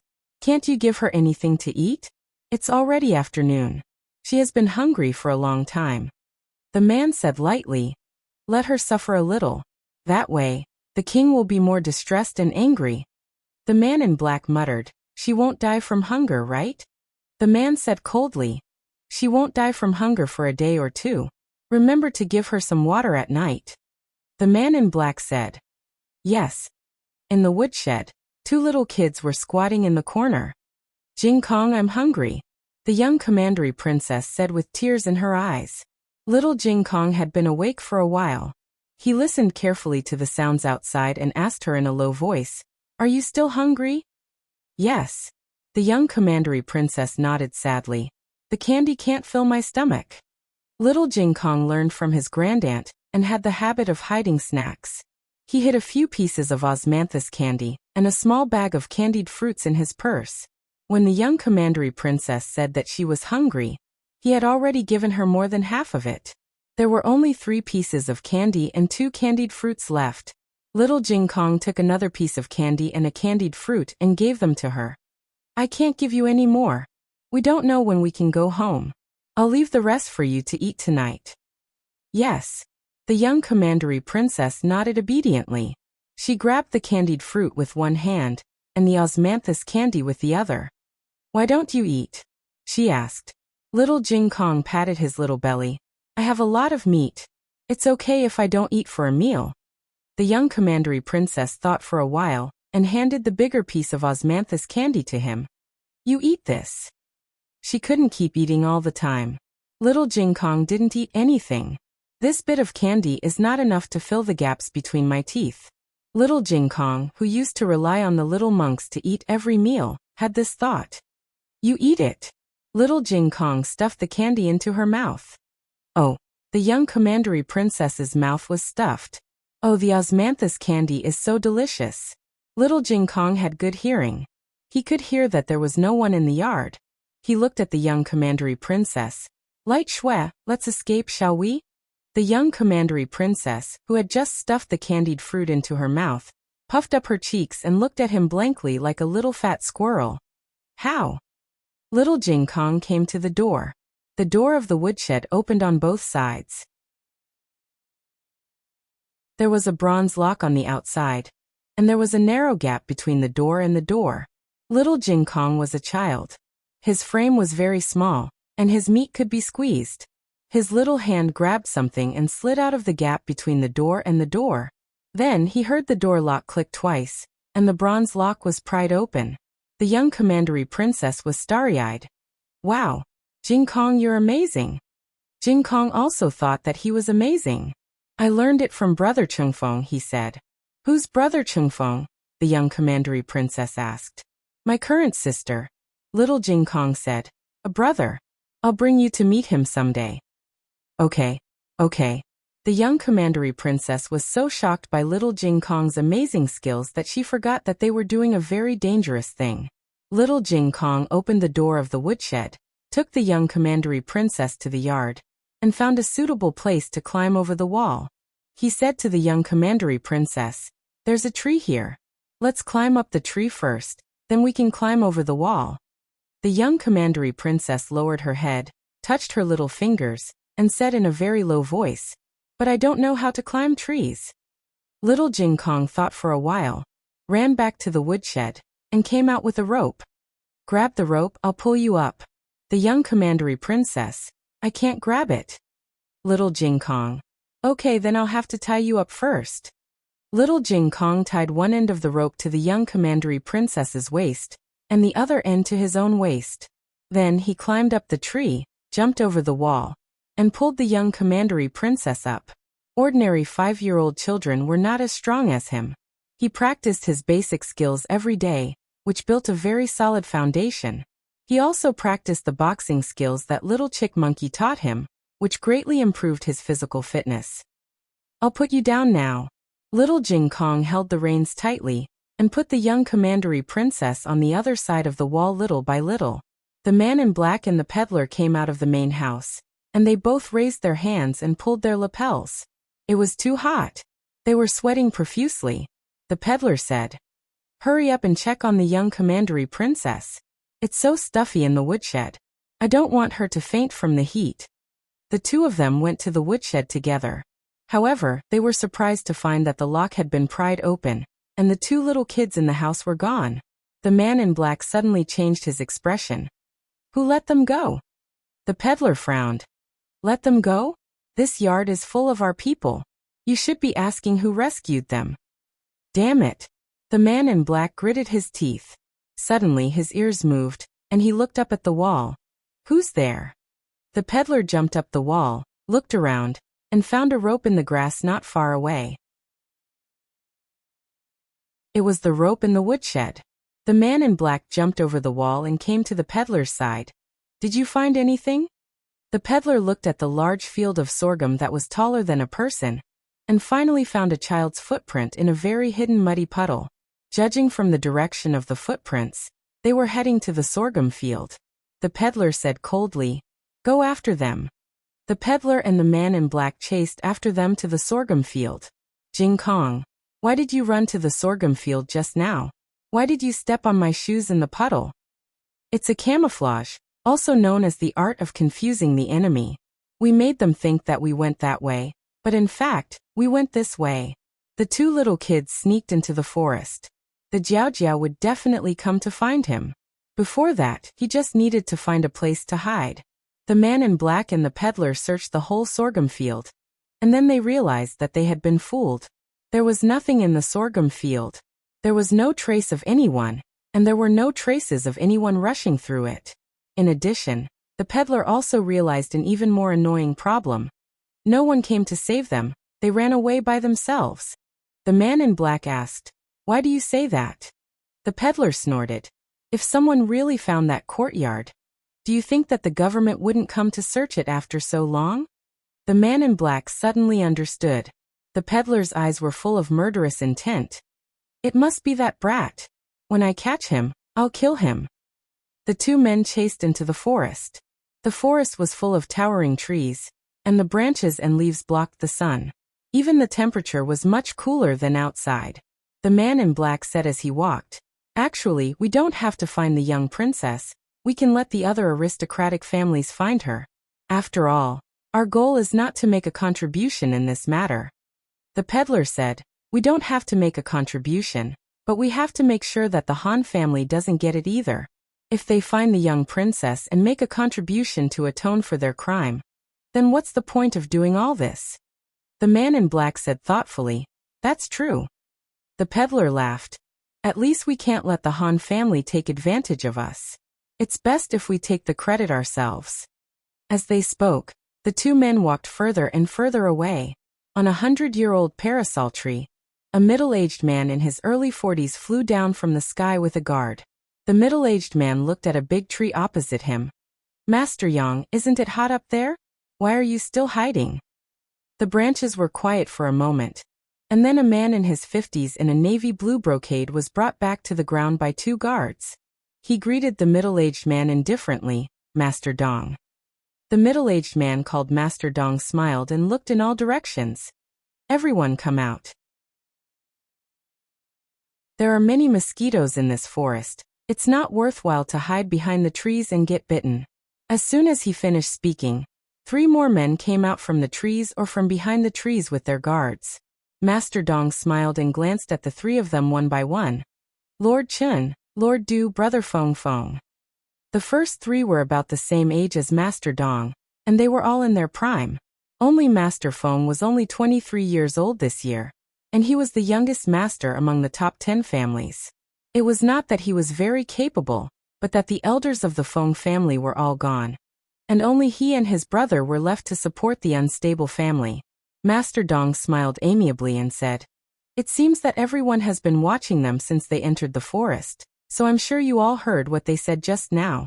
I might as well tell you the truth. The man dressed as a peddler is a master invited by the Mu family from the underground martial arts arena a few years ago. He's good at lightness skill." Lord Chun said, "So this was done by the Mu family, and the Mu family wants to deal with the Han family?" Master Dong smiled and said, "It seems so." Lord Du asked, "Why did the Mu family do this?" Master Dong smiled and said, "As soon as something happened to Consort Wan, the Mu family attacked the Han family. Don't you think there's any connection?" Lord Feng's temper rose. "Just say that Consort Wan was framed by Imperial Consort Han." Master Dong's smile did not change. "You said that, not me." "You," Lord Feng choked. Among the top 10 family heads, Master Dong was famous for being a smiling fox. It was easy to fall into his trap by talking to him. Master Dong smiled and said, "Except for the Mu, Wang, Su and Han families, all the other families are here. I have a suggestion, but I don't know if you want to hear it." Lord Feng hated this the most. He could hold back several farts in one sentence, so he said, "If you have something to say, say it. If you have something to say, say it." Master Dong's eyes swept over everyone. The Mu family, Wang family, and Su family are in-laws. If something happens to the Mu family, It will be difficult for these two families to get away with it. Even if the emperor does not take his anger out on them, they will not get any benefits. Lord Feng was annoyed. What are you trying to say? Master Dong put his hands behind his back and said with a smile. The Mu family has committed a capital crime by kidnapping the young princess, and the Han family is guilty of dereliction of duty for failing to protect the young princess. However, this alone is not enough to overturn these two families. But what if something happens to the young princess? Can these two families survive? Lord Du frowned. You mean, the Dong family's master's smile gradually turned sinister. What I mean is, instead of the 6 families fighting for the credit of finding the young commandery princess, it's better to eliminate the Mu family and the Han family, and directly divide their forces. This way, it won't hurt the harmony, and everyone can take advantage of it. Master Yang, who was the oldest at the scene, laughed. Smiling Fox, you are really ruthless. Master Dong glanced at him and said, the Han and Mu families are fat meat. Don't you want to take a bite? The Black Wind Cavalry and the supply camp. We also contributed back then, but why can't we get a share of the Xianyuan family's military power? The forest suddenly fell into silence. Yes, they had paid a great price to defeat the Xianyuan family, but in the end, they didn't get a share of the military power. It was fine that the Nangong family got the lion's share, as they were originally military generals. But why did the Mu family, who had been educated for generations, get a share of the supply camp? They couldn't accept it. The people in the forest started to get restless. Let's go. The youngest family leader, Feng Wuxiu, turned around and left without interest. Master Dong narrowed his eyes and looked at his handsome back. He sneered and asked, Feng, did you agree or not? Feng Wuxiu waved his hand. No. Master Dong threatened. Then you can't just leave like this. Feng Wuxiu glanced at him. You can stop me. Try. Master Dong's guard grabbed the hilt of the sword at his waist. Suddenly, a young Taoist priest in a blue robe descended from the sky like an unshakable god, and stood in front of Feng Wuxiu. Everyone was shocked. Master Yang said in disbelief, Taoist priest Qing Feng. Feng Wuxiu was young, but his aura was not weak at all. I don't care what you want to do, and I won't report you. But the Feng family will take this credit. All the masters on the scene are no match for Qing Feng even if they join hands. Patriarch Dong smiled. He said, I was just joking. Why did you take it so seriously? All right, let's see who can save the young commandery princess first. They were so close. That despicable Feng Wuxiu had messed up the situation. Brother, let's go, Feng Wuxiu said to Taoist priest Qing Feng. The latest chapter of this book is not finished yet. For more exciting content, please scan the QR code below to download the app. Novels are updated faster. Millions of novels are free to read. There are all the novels that you can't find online. https://www.zhhbqg.com/89642_896422826/10682295. HTML Genius memorized the website address www.zhhbqg.com. Biku Pavilion mobile reading website zhhbqg.com.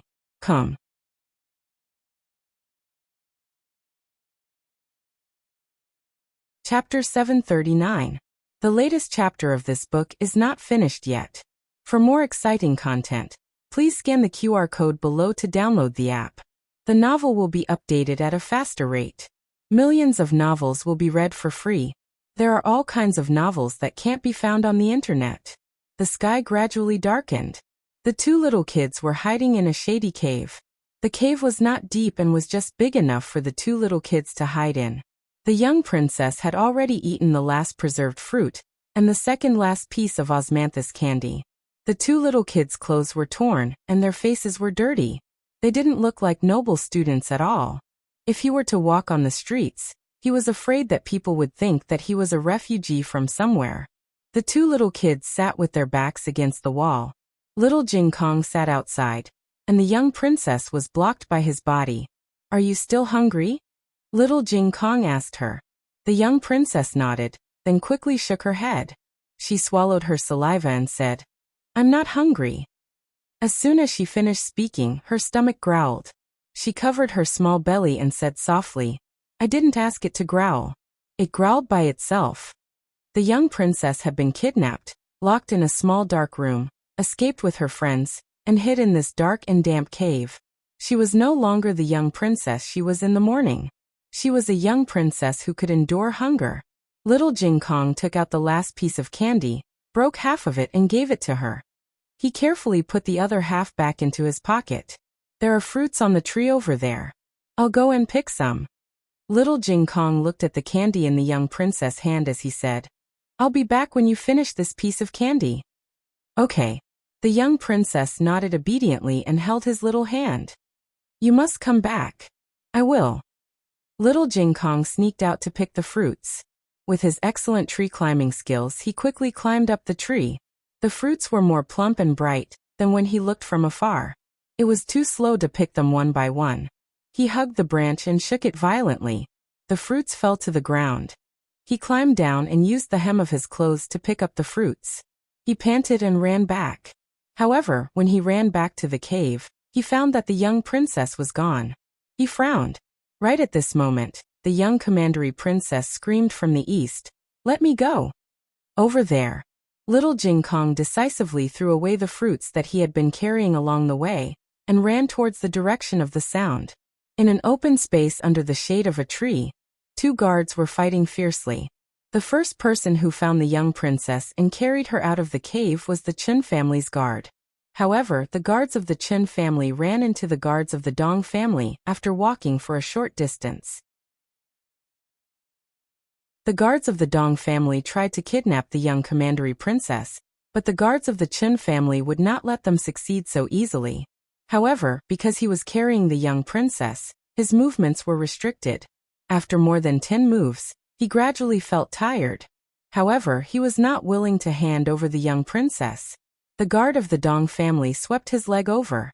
The guard of the Chen family didn't manage to dodge in time, and was heavily tripped and fell to the ground. The young princess in his arms fell to the ground. "Ah!" The young princess screamed. The guards of the Dong family immediately rushed forward to snatch it. Who would have thought that just as his hand was about to grab the young princess, the Du family's guard would suddenly appear out of nowhere. The guards of the Du family also rushed over with their lightness skill after hearing the young princess scream. However, he was so lucky that he benefited from the fight between the Dong family and the Chen family. He had been waiting for the right moment to jump out and catch the young princess before the Dong family's guards did. The guards of the Dong family failed to catch the young princess. They slapped the ground with their palms and jumped up to stabilize themselves. The guards of the Dong family scolded angrily, "You are too evil." The guards of the Du family snorted, "It's all robbery. Don't make yourself sound so noble." The young princess was thrown around by them. She was so scared that her face turned pale. Her big eyes were filled with tears, but she stubbornly refused to cry. She was a senior. She couldn't cry. The guards of the Du family comforted her. "Don't be afraid, princess. I will escort you back to the palace." The guards of the Dong family took the opportunity to smooth things over. "Young princess, don't listen to him. He is a bad guy." The guards of the Du family looked at him disdainfully and said, "How can you be a good guy?" The guards of the Chen family who were swept to the ground got up. The guards of the Dong family saw him rushing to the guards of the Du family, and they were not willing to be outdone. The original fight between the two of them became a three-way fight. In fact, if there were only 3 people fighting, it would not be too difficult. However, the young princess' voice was so loud that it attracted not only the Dong family and the Du family. Not long after, the guards of the Feng family and the Yang family also arrived at the scene and joined the fight for the young princess. The young princess was snatched by several people. Finally, the scene was too chaotic. No one knew who let go of the young princess, but she was thrown out fiercely. "Young princess." The guards of the Dong family went to pick her up. As soon as he jumped up, the guards of the Du family and the Yang family each grabbed one of his feet. "I'm going to die. I'm going to die." The young princess closed her eyes and screamed loudly. Then she fell to the ground heavily. "Ha! It doesn't hurt. Huff huff huff. She opened her eyes and saw little Jing Kong, who was hit by her. His eyes were rolling and his tongue was sticking out crazily. Young princess. Woo, little Jing Kong used 3 seconds to recover his HP. Then he got up quickly, grabbed the young princess' hand, and ran away with her. The 5 people were fighting. Suddenly, the guards of the Chun family shouted, "Stop fighting. She's gone."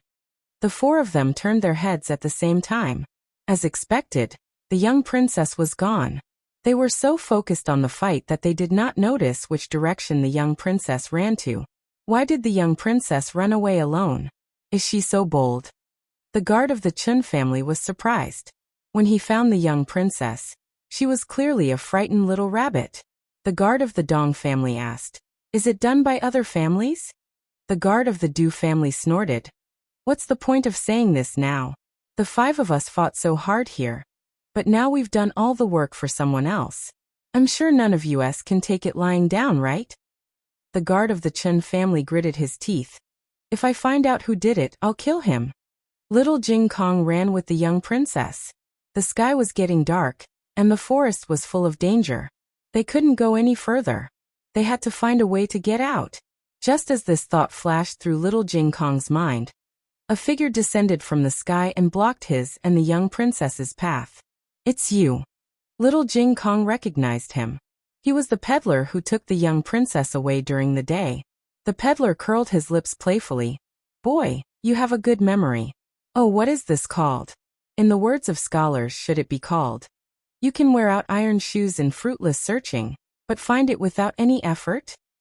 Little Jing Kong looked at him vigilantly. You're not allowed to come over," the young princess said fearfully and fiercely. The peddler smiled and said, "Don't worry, princess. I don't mean to hurt you. As long as you follow me obediently, I promise I'll send you back unharmed." The young princess held little Jing Kong's hand tightly. "You're a bad guy, a stinky brat. I won't go with you." Little Jing Kong told the young princess about being a brat when they were in the cave just now. The peddler said patiently, "It's getting dark and the wolves, tigers, and leopards in the forest are coming out. Do you want to be eaten by those wolves and tigers if you don't go with me?" I. The young princess trembled in fear. She didn't want to be eaten. Little Jing Kong pulled the young princess and ran back, but he saw the men in black on the other side. This was what it meant to be surrounded by wolves and tigers. "Don't talk nonsense. Those people will be here soon. I know you're good at martial arts, but I heard that Taoist Qing Feng from the Feng family and Qi Xian from the Han family have come out to look for the young princess." The peddler frowned. "Okay, take the young princess and let's go. What about this kid? Don't care about him. Leave him here to feed the wolves." The young princess, who was so scared that tears rolled down her cheeks, opened her arms and stood in front of little Jing Kong. "Don't let Jing Kong be fed to the wolves." The peddler smiled and obviously did not take the young princess's threat seriously. He swaggered towards the 2 little kids. Little Jing Kong suddenly grabbed something from his pocket and threw it at him. Then little Jing Kong threw a round object at him. The peddler caught it with his fingers and laughed. It was just a fruit. He was indeed a silly kid who didn't know the immensity of heaven and earth. Little Jing Kong had picked up a lot of fruits. He threw away the ones in his clothes, but he still had some in his pocket. He took out 7 or 8 fruits and threw them at the peddler. The peddler didn't even bother to dodge. Just when he thought the last one was also a fruit, it exploded with a bang. Fortunately, he was good at Qinggong and dodged quickly. Otherwise, he would have been injured by the explosion. The peddler landed on the branch and looked at the frighteningly stubborn child with disgust. The little guy was very calm and didn't show any signs of panic. There was an indescribable determination in his eyes. The kid wasn't afraid of him. The peddler clenched his fists. He was just a kid. Why couldn't he look him in the eye? Moreover, he seemed to sense some kind of threat from a child. This was too strange. A thought flashed through his mind. I can't let this kid live. This forest can't kill him. One day, when he grows up, he will become a terrifying existence. A strong murderous intent flashed through the peddler's eyes. He leaped into the air, stretched out his evil claws, and twisted little Jing Kong's neck mercilessly. The strength of this move was not something a 5-year-old kid could dodge. His evil claws grabbed little Jing Kong's throat. But at this moment, something unexpected happened. Suddenly, a sharp eagle's cry came from the sky above, followed by the sound of something breaking through the air. A red-tasseled spear glittering with silver light shot towards him like a bolt of lightning with irresistible force. What a fast weapon! He quickly dodged. Unfortunately, it was too late. He was sent flying by the huge force, and his entire arm was cut off by the red tassel spear. He fell heavily at the feet of the man in black, and blood splattered everywhere. The red tassel spear didn't lose its strength after cutting off his arm. It pierced deeply into the big tree behind them. The man in black broke out in a cold sweat. He looked at the other side of the forest in disbelief, and saw a 15 or 16-year-old boy galloping over on a horse. The boy was thin and his eyes were sharp. He didn't look like he came from the depths of the forest, but more like he came from hell for revenge. He was a killing god, but also a demon. The boy's horse was not a good horse, but the horse seemed to feel the boy's fighting spirit, and became very brave. It was strong and vigorous in the complicated forest, as if it was walking on flat ground. When the horse ran past the two little ones, Gu Jiao swung her whip and rolled the two little ones up. "Close your eyes," she said. The two little kids raised their little hands and obediently covered their eyes. Gu Jiao clamped the horse's belly with her legs, held the two little kids with one hand, and used the other hand to ride the horse over the head of the man in black. The moment the horse's hooves fell, she coldly pulled out the red tassel spear from the tree. The red tassel spear that almost penetrated the tree was pulled out by her easily. She held the red tassel spear tightly, turned it over her head, and swung it backward. The man in black and the peddler who had just stood up to attack her fell to the ground together. His head rolled out of his body. The 5 guards followed the clues and came here. They were all shocked by the bloody and cruel scene. What's going on? Who did it? They were all experts who had gone through hundreds of battles, but such a miserable situation was still too rare. If it was on the battlefield, it would not be too strange. But this was just a forest in Xingdu.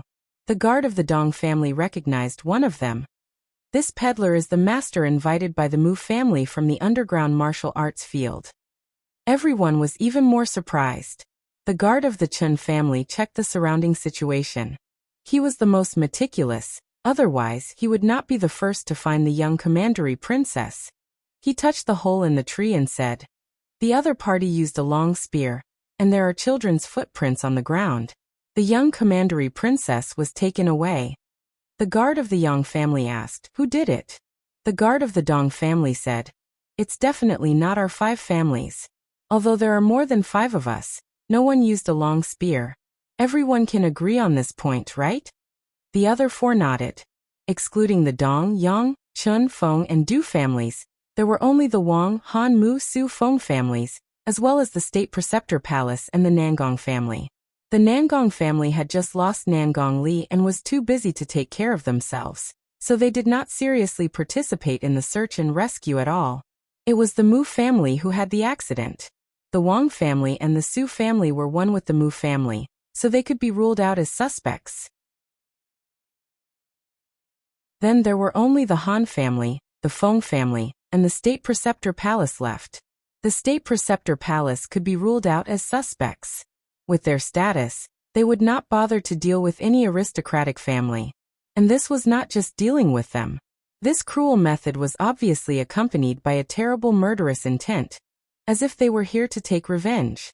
It was also impossible for the Feng family because Taoist Qing Feng did not use a long spear.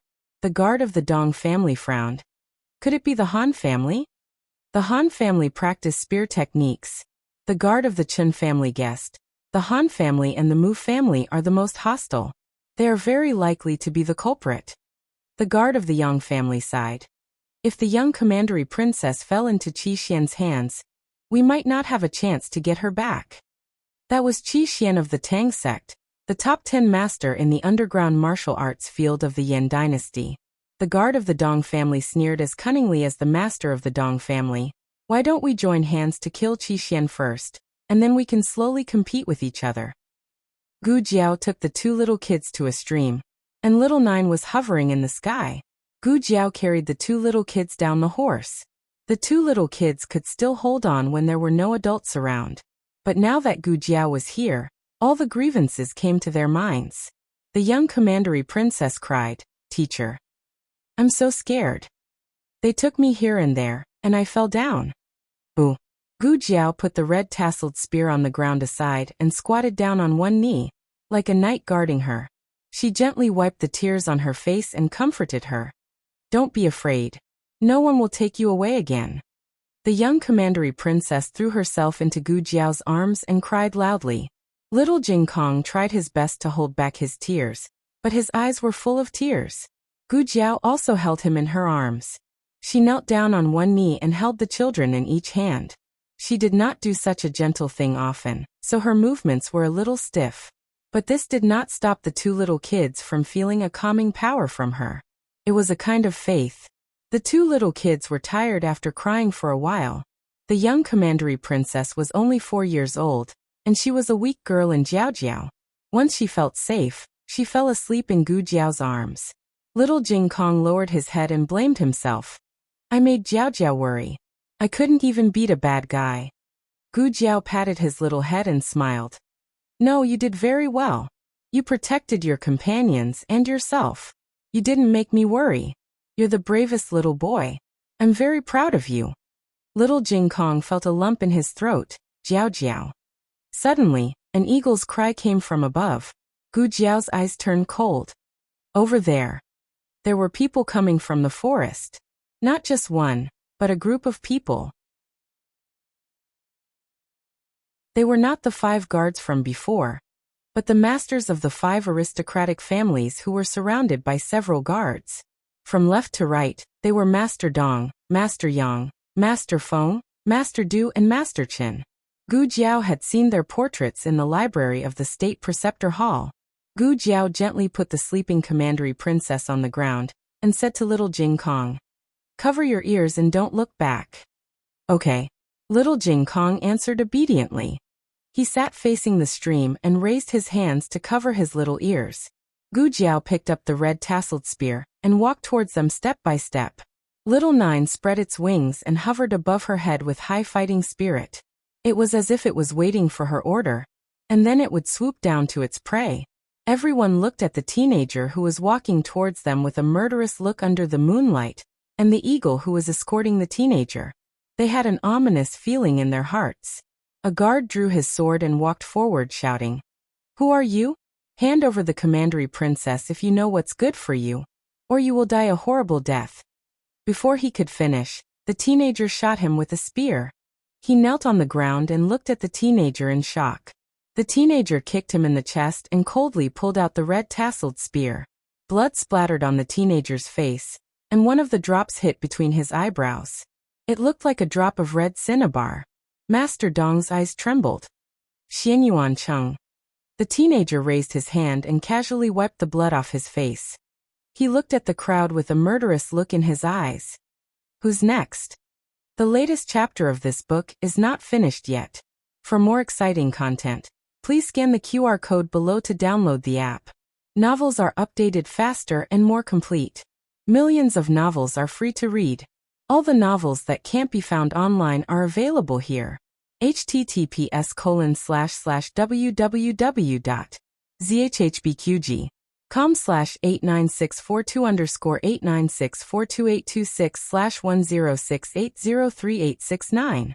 HTML Genius memorized the website address in 1 second. www.zhhbqg.com Bkuj mobile reading website. zhhbqg.com.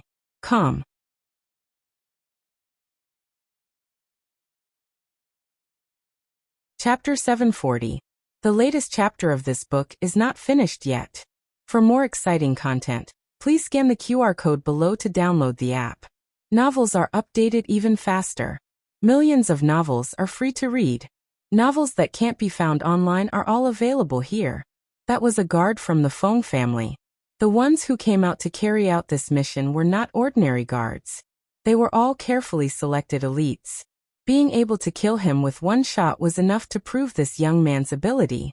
However, This alone was not enough to shock everyone present. The murderous aura and wolf-like nature emitted from the young man's body was faintly familiar to everyone.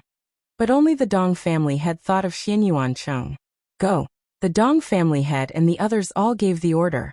The other 5 guards drew their swords and rushed towards Gu Jiao.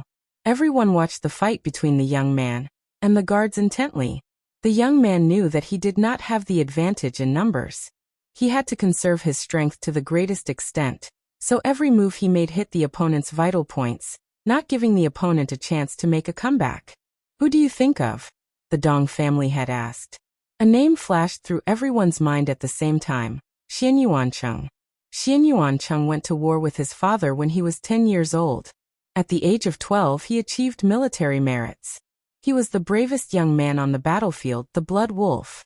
If he met a god, he would kill a god. If he met a devil, he would kill a devil. Even if he could not kill the other party, he would ruthlessly bite off a piece of flesh from the other party. Therefore, even if they defeated Xianyuan Cheng's enemy, they were not willing to fight with Xianyuan Cheng again. The price was too high. Feng Laosen asked, "Who is this young man?" The Dong family head said with a complicated expression, "I've never seen him before. I don't know him." When the last guard fell, the battle was over. It was much faster than expected. This young man did not look like an expert, but why was every move so deadly? Feng Laosen narrowed his eyes and jumped. "I'll fight you." His weapon was a long sword, similar to the red-tasseled spear in Gu Jiao's hand. It was heavier, but not as heavy as Xianyuan Li's red-tasseled spear. He chopped down with his sword. Gu Jiao blocked with her spear with both hands. Her arms were slightly numb. Feng Huai, the Feng family patriarch's legitimate son, was the third in the family, and was known as Third Brother Feng. He was skilled in the saber and possessed boundless strength. Feng Laosan looked at Gu Jiao, who caught his saber and unexpectedly sneered. "Brat, to be able to catch my saber, your strength is not small. Let's see if you have the ability to withstand my second attack." He only used 30% of his strength in the first strike. When the second slash came down, Gu Jiao's feet sank half a foot into the ground. If he continued fighting like this, he would sooner or later run out of energy. Gu Jiao decided to turn defense into offense. When Brother Feng's third blade came, Gu Jiao didn't meet it head-on. Instead, she used her spear to jump up, and with a flip, she jumped over Brother Feng's head. The moment she landed on the ground, she pulled out the red-tasseled spear from the ground. She turned around and swept it across Feng Laosan's waist, which he didn't have time to protect in time. Feng Laosan was shocked. "You," he looked at his wound in disbelief, and then looked at Gu Jiao, who was holding the red-tasseled spear and panting slightly. "Brat, you just used the Xianyuan family's spear technique." "What?" Lord Chun was shocked.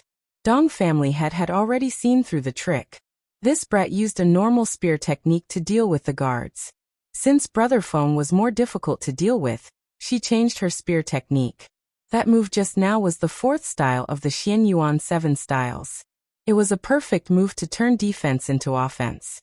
It was not easy to use the Xianyuan family's spear technique. First, one had to completely channel their internal energy into their dantian. Without using any internal energy, they had to rely on the body's endurance and explosive power to use it. This spear technique was created by Xianyuan Li. To be honest, he didn't understand why Xianyuan Li created this spear technique. Everyone in the Xianyuan family had internal energy. Wouldn't it be better for him to create a spear technique that could also be used with internal energy? As a result, the experts of the Xian family couldn't steal it even if they wanted to. His thoughts wandered. How did this brat obtain this spear technique? How did he learn it with his amazing willpower and physique?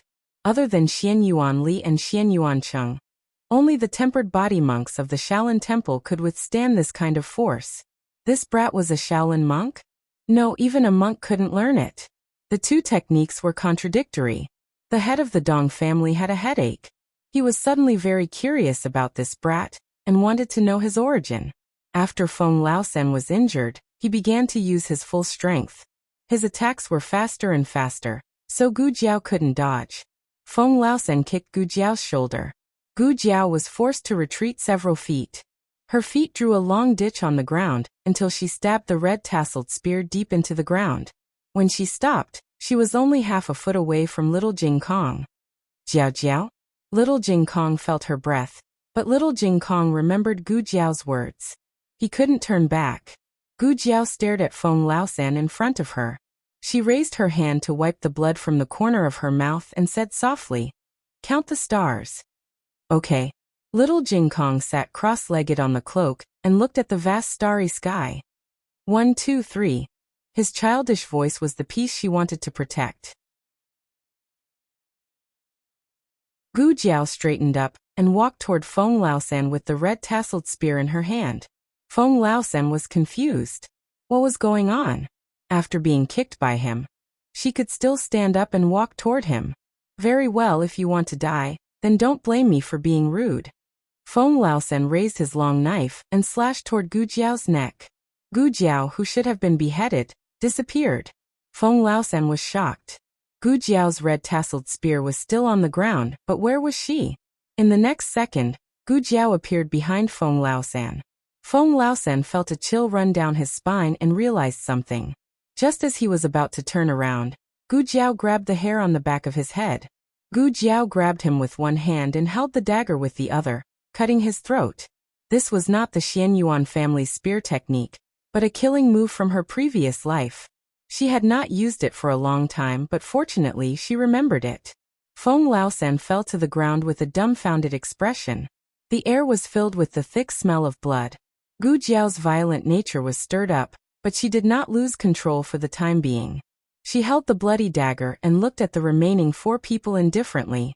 There was no ruthlessness in her eyes, nor was there a trace of satisfaction or joy from defeating her opponent.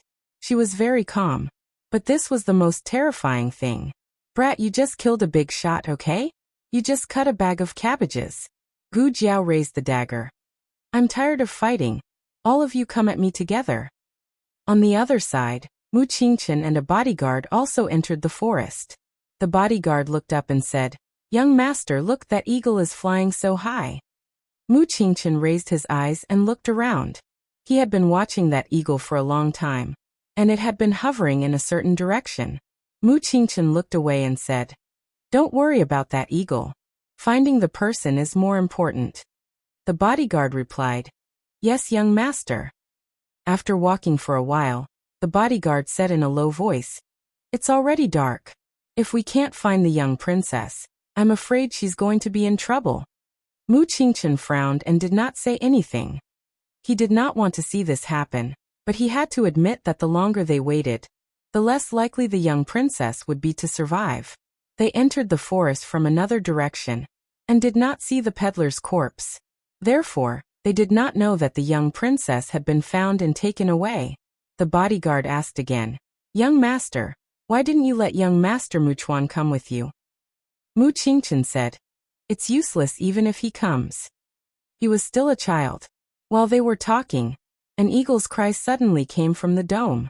The gerfalcon hovering above the forest suddenly swooped down as if it had found its prey. Then a series of shrill screams came from the depths of the forest. "Ah!" the bodyguard said vigilantly. "Young master, someone is here." Mu Qingchen looked at the map in his hand under the moonlight and said, "It's in the direction of the stream. Let's go and have a look." Their horses could not go any further because the road was too bad. Riding a horse was not as fast as lightness skill. At this moment, they were both walking. They rushed over with lightness skill. There was a scuffle going on by the stream. The masters and pillars of the aristocratic families present were all martial artists. Otherwise, how could they enter the forest in person? Only Master Yang was watching the battle alone. He was the oldest person present, more than 50 years old. He even relied on the bodyguard to climb up and down the tree. Master Dong caught Gu Jiao's spear. He turned his head and gritted his teeth. "That's enough, old Yang. Stop pretending. If you continue to pretend to be weak, none of us will be able to leave." Among these people, old Yang, who pretended to be weak, was the best at martial arts. Master Dong, Master Chen, and Master Du could only fight to a draw with Gu Jiao when they joined forces. Gu Jiao was too difficult to deal with. This was out of everyone's expectations. However, Old Yang had not watched the battle for so long for nothing. He had been observing Gu Jiao's martial arts, trying to find Gu Jiao's flaws. This young man did have flaws, but those 3 flaws were even more. No wonder he was beaten so badly. He jumped out and said, "Okay, I'll help you." After Master Yang joined the battle, Gu Jiao obviously felt the pressure. This little old man, who had no sense of presence, was a real master. While they were fighting, several bodyguards came out from the other side of the forest. They were very smart.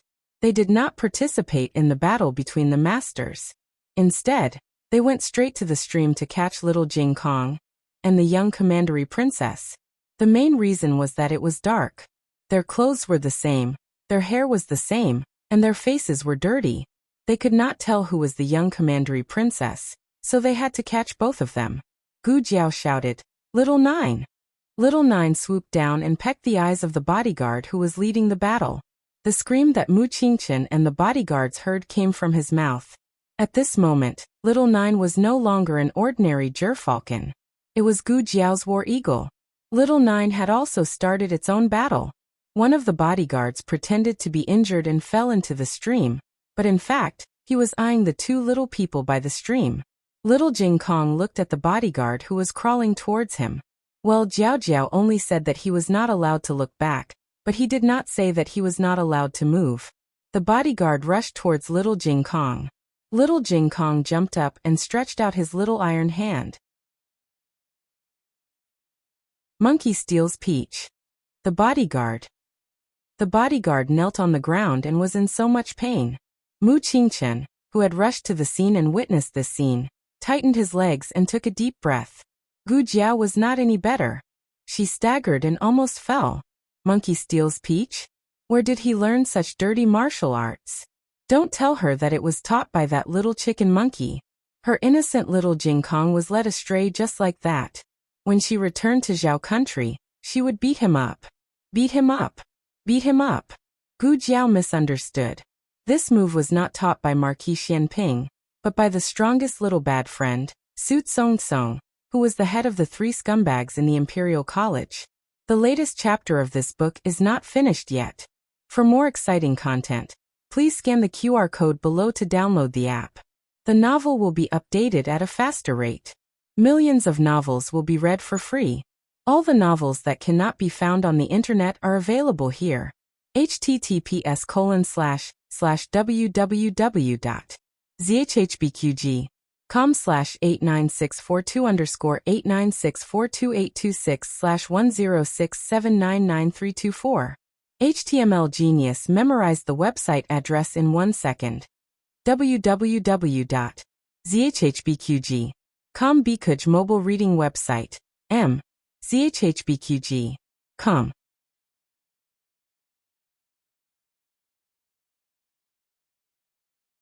Chapter 741. The latest chapter of this book is not finished yet. For more exciting content, please scan the QR code below to download the app. Novels are updated faster. Millions of novels are free to read. Novels that can't be found online are all available here. The battle between Gu Jiao and Dong family head and the others was very fierce.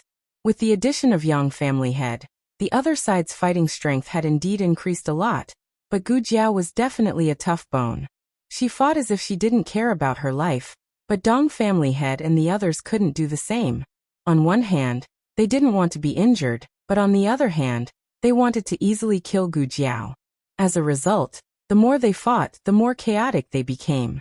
In the end, except for Yang family head, the other 3 were all injured. Dong family head was an old fox. He always shouted the fiercest and hid the furthest, letting his companions take the damage, so his injuries were the lightest. Chen family head's injuries were the most serious. His right leg and left abdomen were bleeding nonstop, and he fell unconscious on the ground.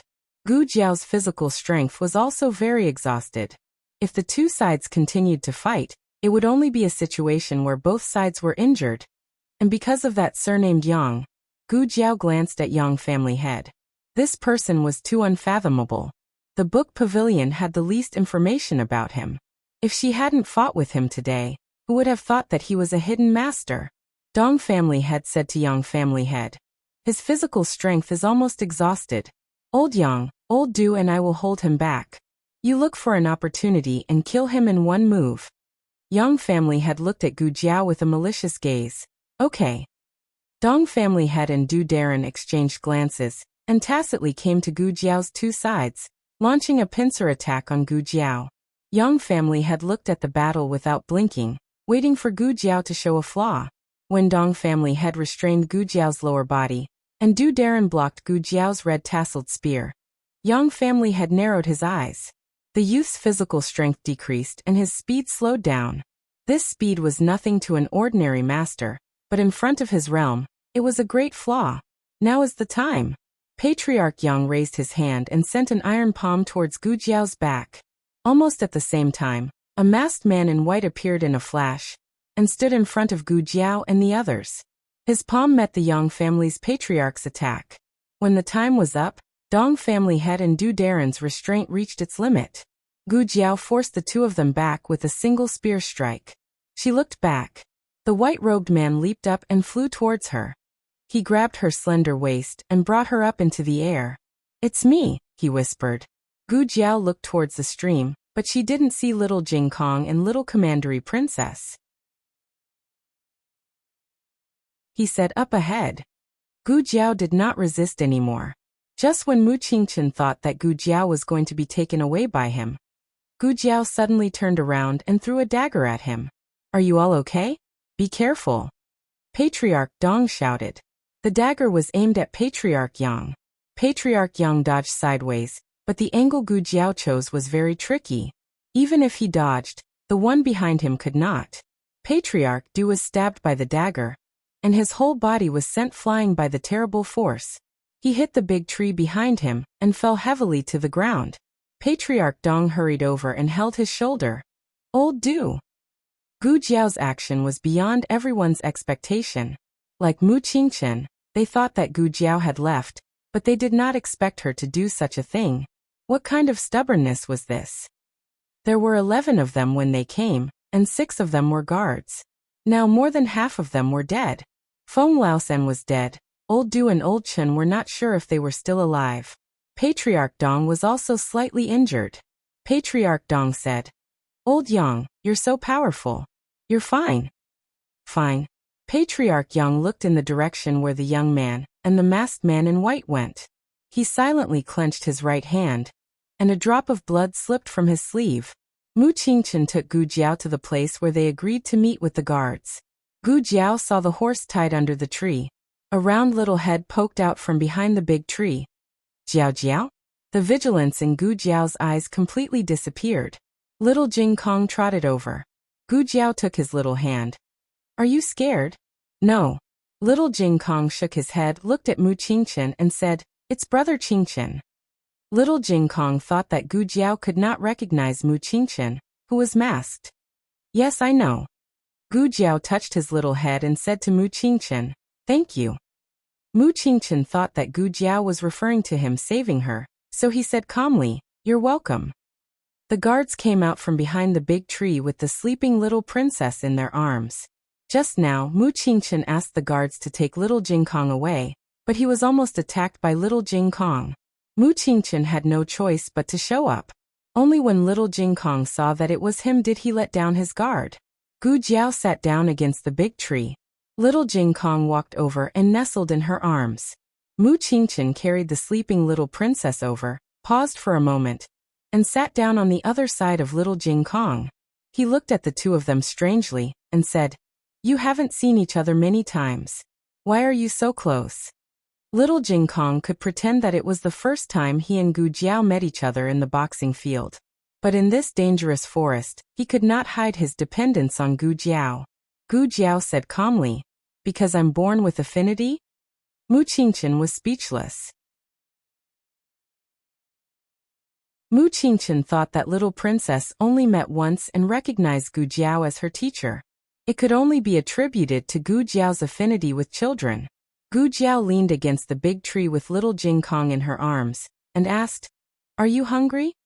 Little Jing Kong hesitated for a moment, and nodded honestly, I'm hungry.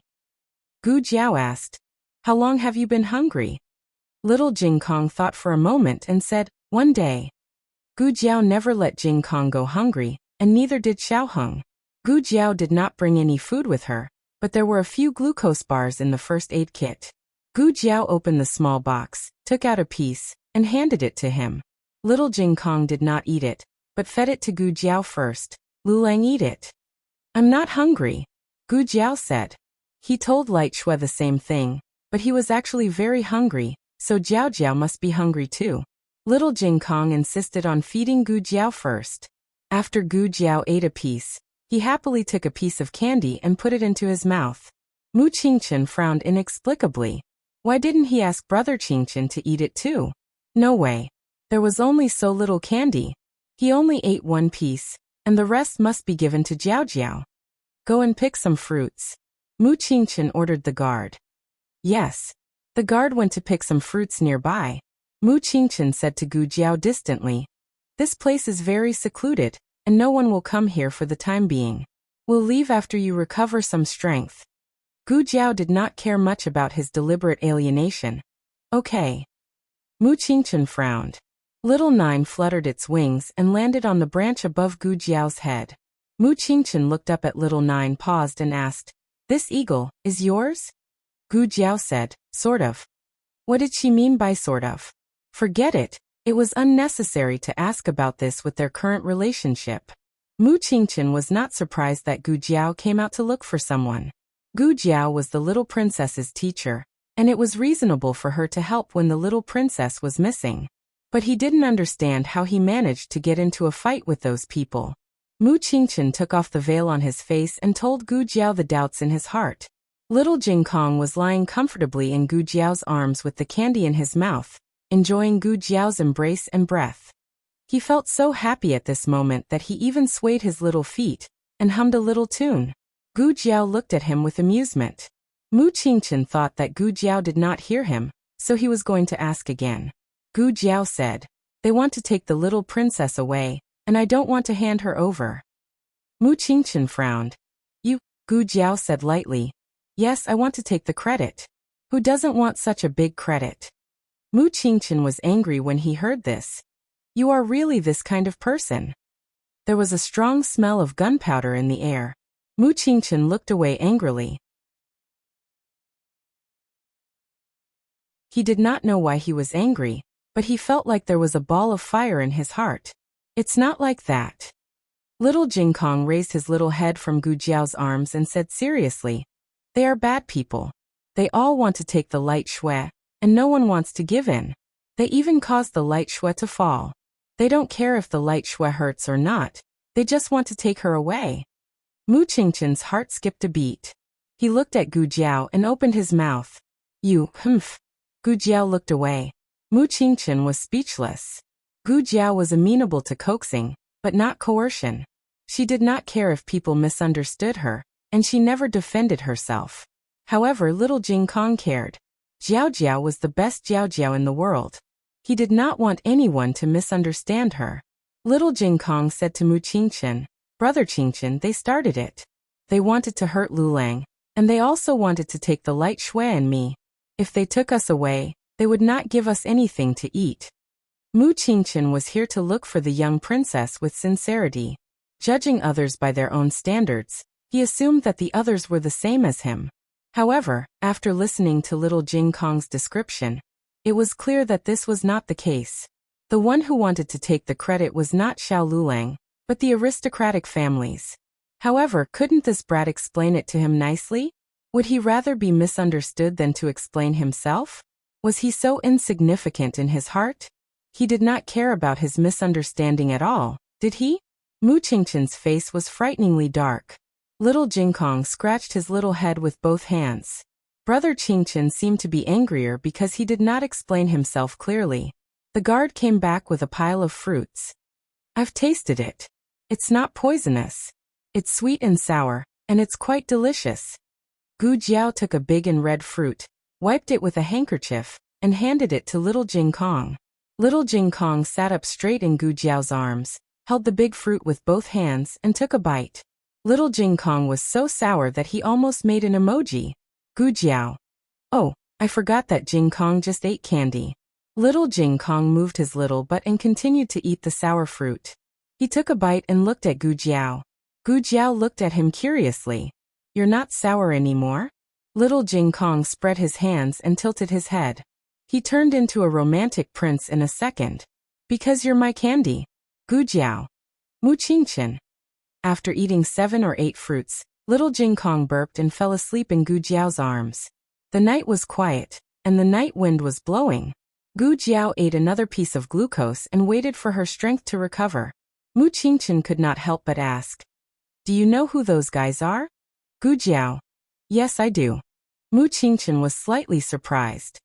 "You know?" Gu Jiao nodded. "Yes, I saw their portraits in the library of the State Preceptor Palace." Mu Qingqian was stunned for a moment before he remembered this. He said, "I heard that His Majesty summoned you to treat the former crown princess. How's the treatment going?" Gu Jiao. "Fortunately, the operation was successful. She's awake now." Mu Qingqian sighed. "You're really amazing," Gu Jiao said calmly. "It's just an operation. I'm talking about what happened just now." Mu Qingqian raised his hand and waved away the mosquitoes biting the young princess.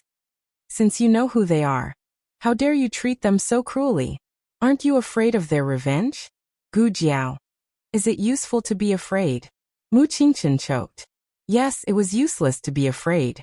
However, ordinary people would not have such courage. Even if they knew that it was useless to be afraid, they still could not do anything. This was normal. Mu Qingqian suddenly felt that he had underestimated his classmates' courage and boldness. Even as the legitimate son of the Su family, he could not openly challenge the 5 great aristocratic families. Otherwise, he would not have covered his face just now. Gu Jiao stood up with little Jing Kong in her arms after she recovered some strength. "Okay, can we go now?" Mu Qingqian reminded her. "The forest may not be very peaceful tonight. Are you sure you don't want to rest for a while?" "I can't rest anymore," Gu Jiao said and signaled to the south of the forest with her eyes. Mu Qingqian frowned and looked in that direction. He saw Qi Xian, who was wearing a silver robe, strolling in the night. Qi Xian looked at Mu Qingqian happily and greeted him with a smile. "Young Master Qingqian, long time no see. How are you?" Mu Qingqian asked warily. "Qi Xian? What are you going to do?" Qi Xian smiled and said, "Kill people and save people." When he said this, his eyes paused for a moment on Gu Jiao and the young princess. His meaning was obvious. The one he wanted to kill was Gu Jiao, and the one he wanted to take away was the young princess. "In your dreams." Mu Qingqian stepped forward and stood in front of Gu Jiao. Qi Xian patted his palm with the folding fan. "I have no intention of becoming enemies with the Mu and Su families. This has nothing to do with young Master Qingqian. Young Master Qingqian, hand over the young princess and Xiao Lulang, and I won't stop you from leaving." Mu Qingqian said coldly, "You have a big appetite." Qi Xian pondered for a moment and said with a smile, "Ah, it seems that my appetite is indeed a little too big. How about this? I'll let you take the young commandery princess away. I won't fight with you for this credit for the time being. You can leave Xiao Lulang behind." Mu Qingqian handed the young princess in his arms to the guard beside him, and said to him and Gu Jiao, "You two go first." Gu Jiao said indifferently, "You are no match for him." Qi Xian was a master of the Tang sect, and had more than 10 years of internal energy than Mu Qingqian. Mu Qingqian said in a low voice, "I will hold him back. As long as you escape, he won't dare to kill me. Otherwise, once the news of Mu Qingqian's death spread, the Han family would not be able to protect Qi Xian." With Qi Xian's hearing, he heard every word. He laughed until he was convulsing. After laughing enough, he looked at Mu Qingqian sympathetically. "Young Master Qingqian, why do you have to do this? Do you know who he is? Listen to me. He is not worth it." Mu Qingqian said, "Cut the crap." Qi Xian stopped laughing. "He killed Nangongli." Mu Qingqian's pupils shrank. Qi Xian raised his eyebrows. "You really don't know." As he said, he looked at Gu Jiao, who was beside Mu Qingqian. "He is a spy from the Zhao kingdom. He is the one who killed Nangongli. He approached you just to use you. Don't be fooled by him. I know that the big families are secretly competing with each other, but General Nangong is a famous general of the Yin Kingdom. Shouldn't we work together to fight the enemy now that he was killed by a spy from a lower country? Mu Qingchen clenched the long sword in his hand. Of course, the national enmity came first. The guard looked at his young master worriedly. Young master won't. Whoosh. Qi Xian made a move. But it was not aimed at Gu Jiao, but at Mu Qingchen. He wanted to defeat Mu Qingchen with one move and make him lose all his resistance. However, his hand did not touch Mu Qingchen at all. Mu Qingchen was pushed away by Gu Jiao in time. Qi Xian smiled in surprise. Boy, you have been watching. Take this. He waved his folding fan, and a row of hidden weapons with cold internal force flew toward Gu Jiao. Gu Jiao held little Jing Kong and stepped on a big tree. She somersaulted to avoid the attack, and the hidden weapons were nailed into the tree. The tree withered rapidly. The hidden weapons were poisonous. Mu Qingchen pulled out his sword and stabbed at Qi Xian. Qi Xian waved his fan to block it, and a hidden weapon shot out from his fingertip. Mu Qingchen blocked it with his sword. The force was so great that the hidden weapon and the sword actually made sparks in the night. Mu Qingchen's eyes darkened. Qi Xian was too powerful. They were no match for him. Mu Qingchen gritted his teeth. When he raised his long sword again, a white hand reached out and grabbed his wrist. Let me, Gu Jiao said. Mu Qingchen frowned slightly. I know you are powerful, but you are no match for him. He has some scruples when fighting with me, but he won't be polite to you. It's not certain who will be rude. Gu Jiao handed little Jing Kong to Mu Qingchen, grabbed the red tasseled spear, and walked forward calmly. I'll fight with you. Qi Xian smiled. Oh, Gu Jiao said, but I have a condition. Qi Xian said, go ahead. Gu Jiao said, you have to give me 3 moves. Qi Xian said with amusement, no problem. I can give you 30 moves, let alone 3. That's not necessary. Gu Jiao said generously, I'll count to 3 and we'll start. I'll prepare some hidden weapons. You're not allowed to launch a sneak attack. Okay. 1. Gu Jiao stabbed his thigh with her spear. Qi Xian. Digression, the double monthly votes have begun. Dear big brothers and little fairies, please give me a wave of monthly votes. The latest chapter of this book is not finished yet. For more exciting content, please scan the QR code below to download the app. The novel is updated faster. Millions of novels are free to read. You can find all the novels that you can't find on the internet here. https://www.zhhbqg.com/8964-2_8964286/10678495. HTML Genius memorized the website address in 1 second. www.zhhbqg.com Biku Pavilion mobile version website. zhhbqg.com.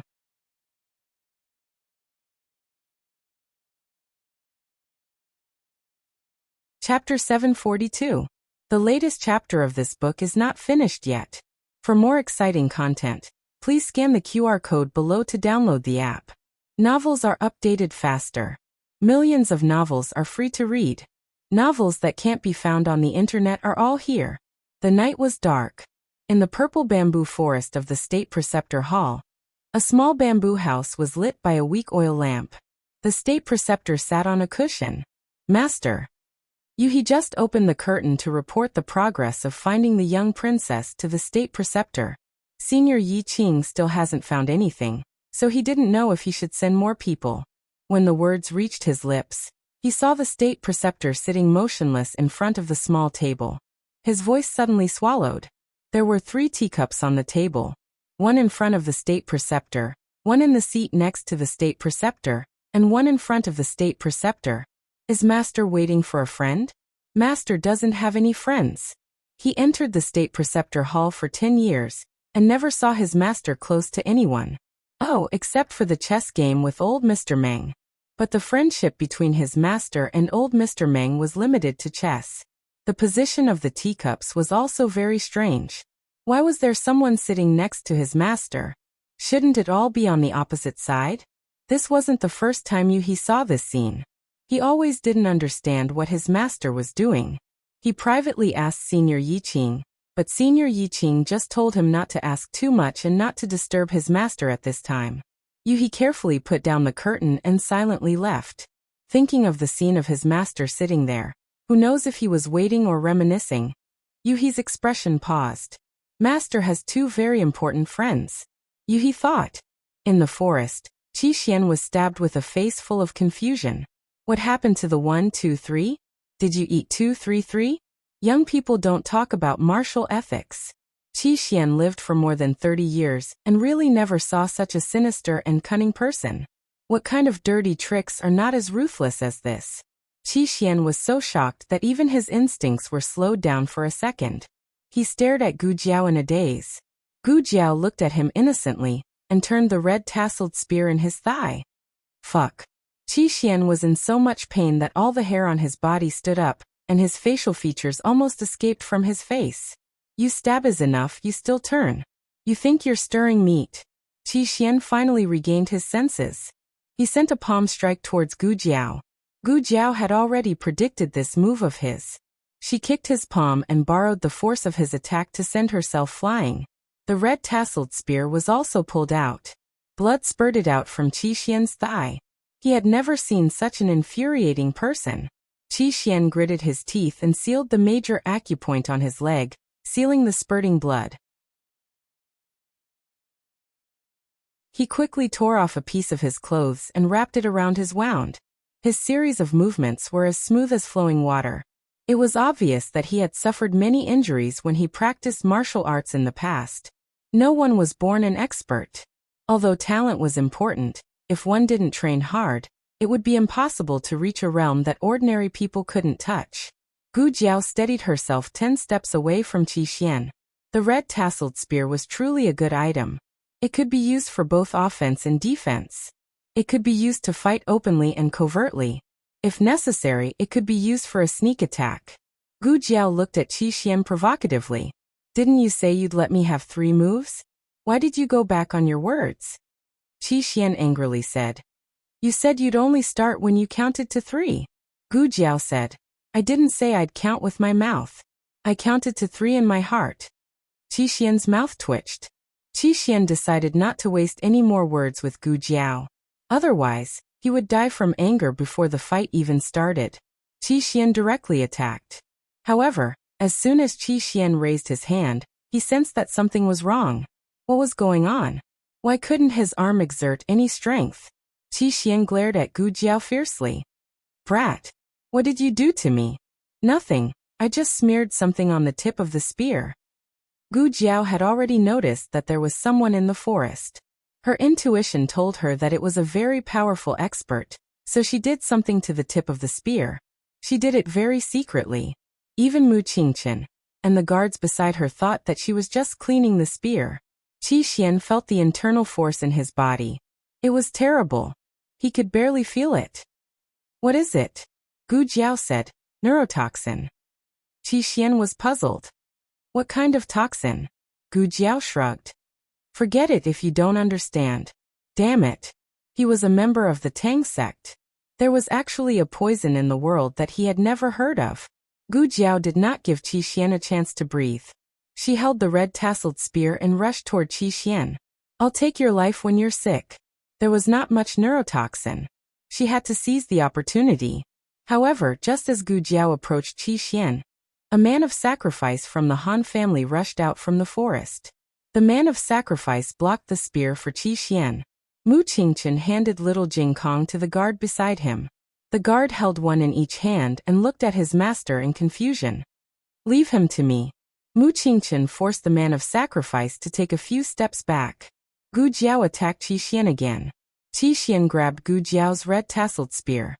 He used all his internal force to snatch the spear and threw it into the depths of the forest. The red-tasseled spear was not heavy, so he could still throw it. If it was Xian Yuan Li's magical weapon, he would not be able to pick it up. As expected of Qi Xian from the Tang sect, he could still fight in this state. Gu Jiao clenched her fist and punched Qi Xian's face. Qi Xian's head was tilted and a tooth flew out. Gu Jiao raised her leg and kicked him into the sky. She leaped onto a tree branch. And when Qi Xian fell from the sky, she flew up and stomped down on Qi Xian's dantian. Qi Xian accelerated and fell to the ground, creating a large crater on the spot.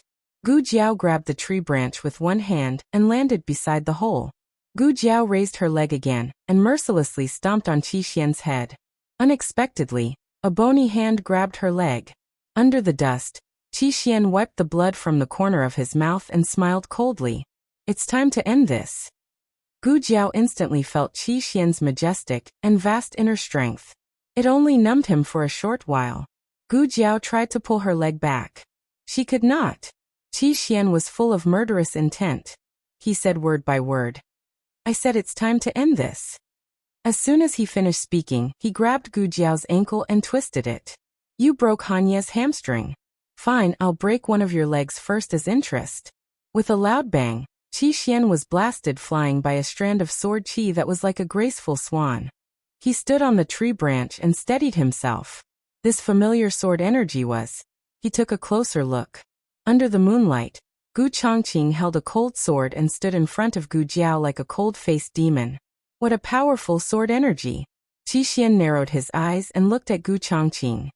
He then looked at the 100-foot-long gully on the ground caused by the sword energy. He clenched his fists. Why was it this person again? He was the one who broke Hanye's hamstring last time. Damn it. He still had poison in his body and was injured by that brat's sneak attack. He snorted coldly. I'll let you go today. The next time I see you, it'll be the day you die. He used his qinggong to leave. Gu Chongqing did not chase him. His sister was more important than the enemy. Gu Chongqing turned around and asked Gu Jiao. Are you hurt? No. Gu Jiao shook her head. Gu Chongqing was still worried. He handed the sword to Gu Jiao and let Gu Jiao hold it. He knelt down on one knee and held up his sister's leg. He pinched it to make sure it was not swollen or cracked. Only then did he feel relieved. On the other side, Mu Qingchen also finished his battle. He was not used to killing people, so he knocked the men of sacrifice out. He walked over. Gu Jiao raised her dirty hand and wiped Gu Chongqing's face. His sister's face was covered in dirt. Well, he would not wash his face today. Mu Qingchen looked at the two of them and asked about Gu Jiao's condition. Are you okay? I'm fine, Gu Jiao said. Mu Qingchen looked at Gu Chongqing. He is. I don't know him. He's from the same hometown. Gu Jiao and Gu Chongqing said in unison. He's from the same hometown. I don't know him. Gu Jiao and Gu Chongqing said in unison again. Mu Qingchen was speechless. Do I look gullible? Mu Qingchen snorted. Don't say it if you don't want to. I don't have to know. Oh. Gu Jiao did not say anything. Mu Qingchen was speechless. Gu Chongqing's arrival made Gu Jiao feel much more relaxed. They encountered several groups of men of sacrifice and guards, but they were all taken care of by Gu Chongqing alone. Gu Chongqing fought, fed his sister, and hugged little Jing Kong. Throughout the whole process, Gu Jiao ate and ate. Gu Jiao finished the last piece of dried meat and burped. We are almost out of the forest. There shouldn't be any masters who can fight, right? Mu Qingchen pondered for a moment. There is one who may be more troublesome than Qi Xian. Gu Jiao asked, who is it? Mu Qingchen said solemnly. Taoist Qingfeng from the Feng family. He is a real martial arts genius. He is only 26 years old, but his inner strength is much stronger than Qi Xian's. If we encounter him, we can only wait to be beaten up. Somewhere in the forest, Feng Wuxiu squatted on the ground and drew circles. He looked hopeless. Brother, are you sure you are in the right place? Taoist Qingfeng nodded. Yes, but we have already walked around 7 times. Feng Wuxiu looked up and pointed at an old locust tree. I will leave a mark here every time I come here. There are already 7 marks now. Taoist Qingfeng stood in the air under the moonlight. He looked like a celestial being. His slender fingers pinched a hand-drawn sheepskin map. He studied the map carefully and said confidently, "This is how I walked. I've been to this forest before, and even walked out." Feng Wuxiu asked, "How long did it take you to walk out last time?" "Not long." Taoist Qingfeng said, "A month." Feng Wuxiu was speechless. Feng Wuxiu clenched his fists. He was so angry that his teeth almost broke. He stood up and roared like a lion. That's the reason why you only came home after 3 years. Digression. It is the end of the month. Don't waste the monthly votes. The latest chapter of this book is not finished yet. Please scan the QR code below to download the app. Novels are updated faster. Millions of novels are free to read. Novels with content that can't be found online are available here. https://www.zhbqg.com/89642_8964286/1067805549. HTML Genius memorized the website address in 1 second. www.zhbqg.com Biku Pavilion Mobile Reading Website. zhbqg.com.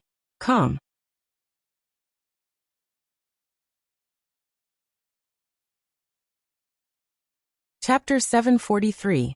The latest chapter of this book is not finished yet. For more exciting content, please scan the QR code below to download the app. The novel will be updated at a faster rate. Millions of novels will be read for free. All the novels that can't be found on the internet are available here.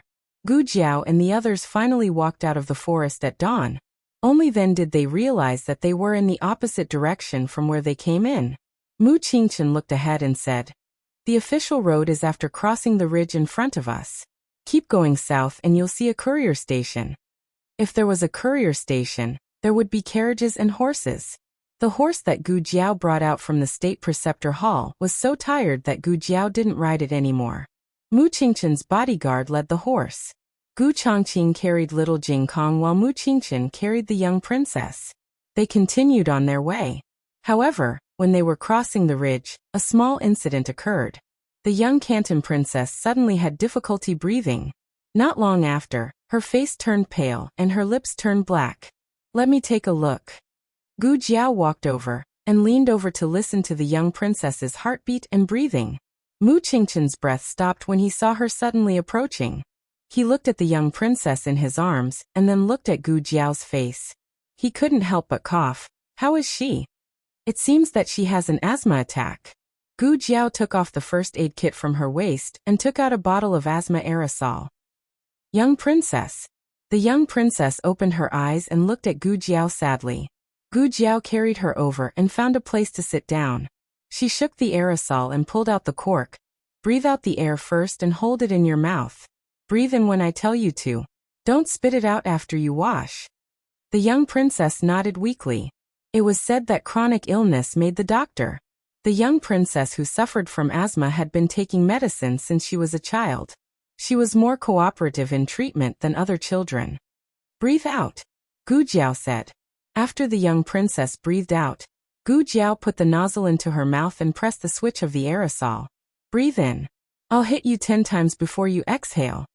The young commandery princess held the spit in her mouth obediently. Although she felt uncomfortable holding it, she could only look at Gu Jiao. "Tin done," Gu Jiao said. The young princess heaved a long sigh. "Are you feeling better?"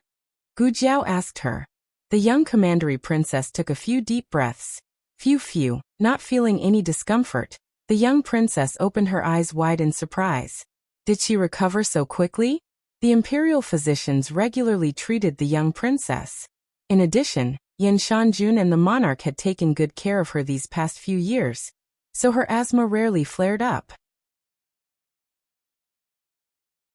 Gu Jiao suspected that the young princess had inhaled some allergens in the forest, which caused her to have an acute attack. What kind of medicine is this? It's so effective. In the past, it would take a long time for the young princess to recover from her relapse. The imperial physician said that she would not recover every time. Therefore, prevention was the most important thing, and they tried their best not to let her relapse. Gu Jiao asked, "This is a special medicine for asthma?" Mu Qingchen asked confusedly, "You still have this medicine with you? Shouldn't a martial artist carry gold sore ointment, hemostatic ointment and detoxification pills? Didn't you tell me that the young princess has asthma?" Since Mu Qingchen told her, she had prepared a bottle of asthma aerosol in the first aid kit. Mu Qingchen took a deep look at Gu Jiao and suddenly fell silent. Go and get some water, Mu Qingchen said to the guard. Yes. There was a stream on the road they just walked on. It might be the stream they saw in the depths of the forest. It kept winding to the nearby area. Mu Qingchen wanted to carry the young princess over. The young princess clung to Gu Jiao's neck tightly and did not want to let go. I want teacher to carry me. Your body is hard. Teacher's body is soft. Like. Gu Jiao covered her little mouth and said to Mu Qingchen, let me carry you. Little girl, don't go too far by rubbing my chest. Young master. Young master. The guard came back in a hurry. Mu Qingchen saw that the guard did not get any water and knew that something had happened. What's wrong? Mu Qingchen asked. The guard said, I went to get some water. On the way, I met people from our family and the Mu family. The Su family and the Mu family. Gu Chongqing did not have a good impression of the 10 great families. He was ready to kill one of them if 2 came. Mu Qingchen looked at the back of the forest and frowned. It seemed that he was struggling in his heart. Finally, he said to Gu Jiao, you go first. Don't walk on the ridge. It's too wide and easy to be found. You can take a detour and go out from the other side of the forest. Or I can take them back first. You can come out later. It was not easy to make him say such words. In his heart, he did not believe that the Mu family and the Su family would take the young princess away. But he did not know why, but he felt that it was right to let them leave first. Maybe he already had a guess in his heart that he did not want to face. Then we'll go. Gu Jiao turned around with the young princess in her arms. Goodbye, Mu Qingchen. The young princess waved her hand obediently. Goodbye, Mu Qingchen. Gu Chongqing followed her with little Jing Kong in his arms. They walked a few steps to the east and entered the forest. When they were far away, they could still hear the conversation there. Qingchen, why are you here? Have you found any clues? No, second uncle. But I heard that the young princess has gone back. What? Gone back? Yes. I met an injured guard just now. I don't know which family he belongs to. He said that he saw someone take the young princess out of the forest and walk in the direction of the ridge. The young princess is safe. She's fine. Then we came here in vain. I don't know if it's too late to go after them now. Mu Qingchen looked at his second uncle with disappointment in his eyes. The young princess lay in Gu Jiao's arms for a while and fell asleep again. Gu Jiao looked at the little girl in her arms and said, I didn't expect that the disappearance of a little girl would cause all kinds of monsters to come out. Gu Chongqing said, the top 10 aristocratic families are not on good terms. This day will come sooner or later. In the past, everyone was jealous of the Xianyuan family and wanted to get rid of them. But when the Xianyuan family really died, they all wanted to be the next Xianyuan family. Gu Jiao asked, by the way, why are you here? Gu Chongqing said, Xiaoheng told me. He had planned to go out of the city to see Gu Yan, but Xiaoheng caught up with him when he reached the gate of the inner city. Gu Jiao asked, did you tell him that you were going out of the city? Gu Chongqing said, no. He guessed it himself. Gu Jiao raised her eyebrows. My husband is so smart. Gu Chongqing's face darkened. The forest was against the mountain, and the light was not very good. The two walked very carefully. Gu Jiao asked again, by the way, is everything going well with the crown prince? Gu Chongqing said, it's going well. Gu Jiao said, he's so trusting of the people sent by the underground martial arts arena? Gu Chongqing explained, he gave me a kind of poison. I have to take the antidote once a month, or I'll die. Gu Jiao looked at him. You drank it? Yes. Gu Chongqing nodded and looked at Gu Jiao. I think you can cure it. Gu Jiao said, I don't think I can cure it. Gu Chongqing was speechless. Gu Jiao's ears twitched. She turned her head and looked into the depths of the forest. There seems to be some movement over there. Gu Chongqing looked over. I heard it too. Should we go and take a look? Gu Jiao thought for a while. Let's go and take a look. Gu Chongqing carried little Jing Kong with one hand and wrapped his other hand around Gu Jiao's waist. He used his qinggong to bring her over. The two hid behind a big tree with the child in their arms. About 100 steps away, A young man in a Taoist robe was fighting with two masked men in black. In the middle of their fight, there was a handsome, young man. It's Feng Wuxiu and Taoist Qingfeng, Gu Jiao whispered. You know them? Gu Changqing asked in a low voice. Gu Jiao nodded. I've seen Taoist Qingfeng in the Grand Preceptor Hall. I've seen Feng Wuxiu's portrait in the library. Why is Feng Wuxiu younger than in the portrait? Feng Wuxiu was 23 years old, but he looked less than 20 years old in the portrait. Now that she saw the real person, he looked 3 years younger. Feng Wuxiu's age was not a lie. He was just naturally young. Taoist Qingfeng and the two men in black were fighting fiercely. The men in black were not much weaker than Qi Xian. The two of them together were equivalent to Qi Xian too. 0. Gu Jiao sighed. The Yan Kingdom is really full of masters. Who do you think will win? That Taoist priest, Gu Changqing answered without hesitation. The two men in black used their killer moves. Taoist Qingfeng held back. In order to prevent his inner energy from affecting Feng Wuxiu, he split each move into two. One move was used to defend against the enemy, and the other was used to remove his inner energy from a certain part of his body. It was the first time Gu Changqing saw such a fighting style. It was an eye-opener for him. Gu Jiao watched intently. It seems that Mu Qingchen was right. Luckily, we didn't meet this Taoist priest from the Feng family. The fight is almost over. Let's go. They were only halfway through the fight, but Gu Changqing could already tell how long it would take for Taoist Qingfeng to defeat the two men in black. Gu Jiao and Gu Changqing returned to the State Preceptor Hall at noon. The two children had woken up and had eaten at the relay station. However, their bodies and faces were still dirty and they looked a little miserable. Gu Jiao could not check their injuries at night. When she got on the carriage, she found that they had different degrees of bruises and abrasions. They were all bruises and abrasions from the road. Xiao Heng had been waiting at the entrance of the State Preceptor Hall for a long time. Gu Changqing and Gu Jiao got off the carriage with the children in their arms. Xiao Heng quickly walked over and looked at the two little fellows who were in a terrible state. His eyes turned cold. He looked at Gu Jiao and Gu Changqing. Are you okay? We're fine. This time, she and Gu Changqing were really fine. Only the two little ones had suffered a lot. Let me do it. Xiao Heng reached out and took little Jingkong from Gu Changqing's arms. For the first time, little Jingkong did not protest. Although his face was ugly, his body was very honest. He lay in Xiao Heng's arms obediently and breathed in Xiao Heng's scent. He came to the family when he was 3.5 years old. 2 years had passed. He not only relied on Gu Jiao deeply, but also relied on Xiao Heng from the bottom of his heart. It was just like a child who loved his mother the most, but he would not abandon his father. Xiao Heng looked down at the little boy lying in his arms. Are you scared? He was too weak to be a demon. No.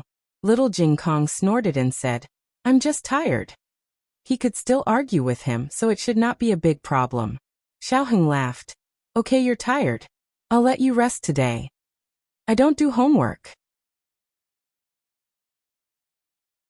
Okay. And I want to eat candy. Okay. Little Jingkong rolled his grape-like big eyes. It was rare for his bad brother-in-law to be so reasonable. He decided to ask for a small benefit for himself. Xiao Heng saw through his little brother. He pinched his little face and said, Don't overdo it. Otherwise, you'll confiscate the ones in front of you. Little Jingkong's face darkened in a second. He was indeed a bad brother-in-law. Xiao Heng suppressed the smile on his face and said to Gu Jiao, I'll take Jingkong to take a bath first. If someone asks, I'll say that he saved my aunt. I have to let him stay in the State Preceptor Palace for a few days. This was a good reason. I have a question. I've been thinking about it for a long time. Shouldn't he call her aunt? Gu Jiao asked. Xiao Heng smiled gently and said, His Majesty's surname is Shangguan.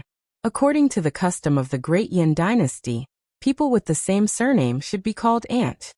Gu Jiao suddenly understood. Oh, I see. Then I'll send little princess back to the palace first. Xiao Heng looked at little princess who was holding Gu Jiao's neck and said, No, the monarch is on his way. Speak of the devil. The monarch heard that little princess was sent back to the palace, but she was nowhere to be seen.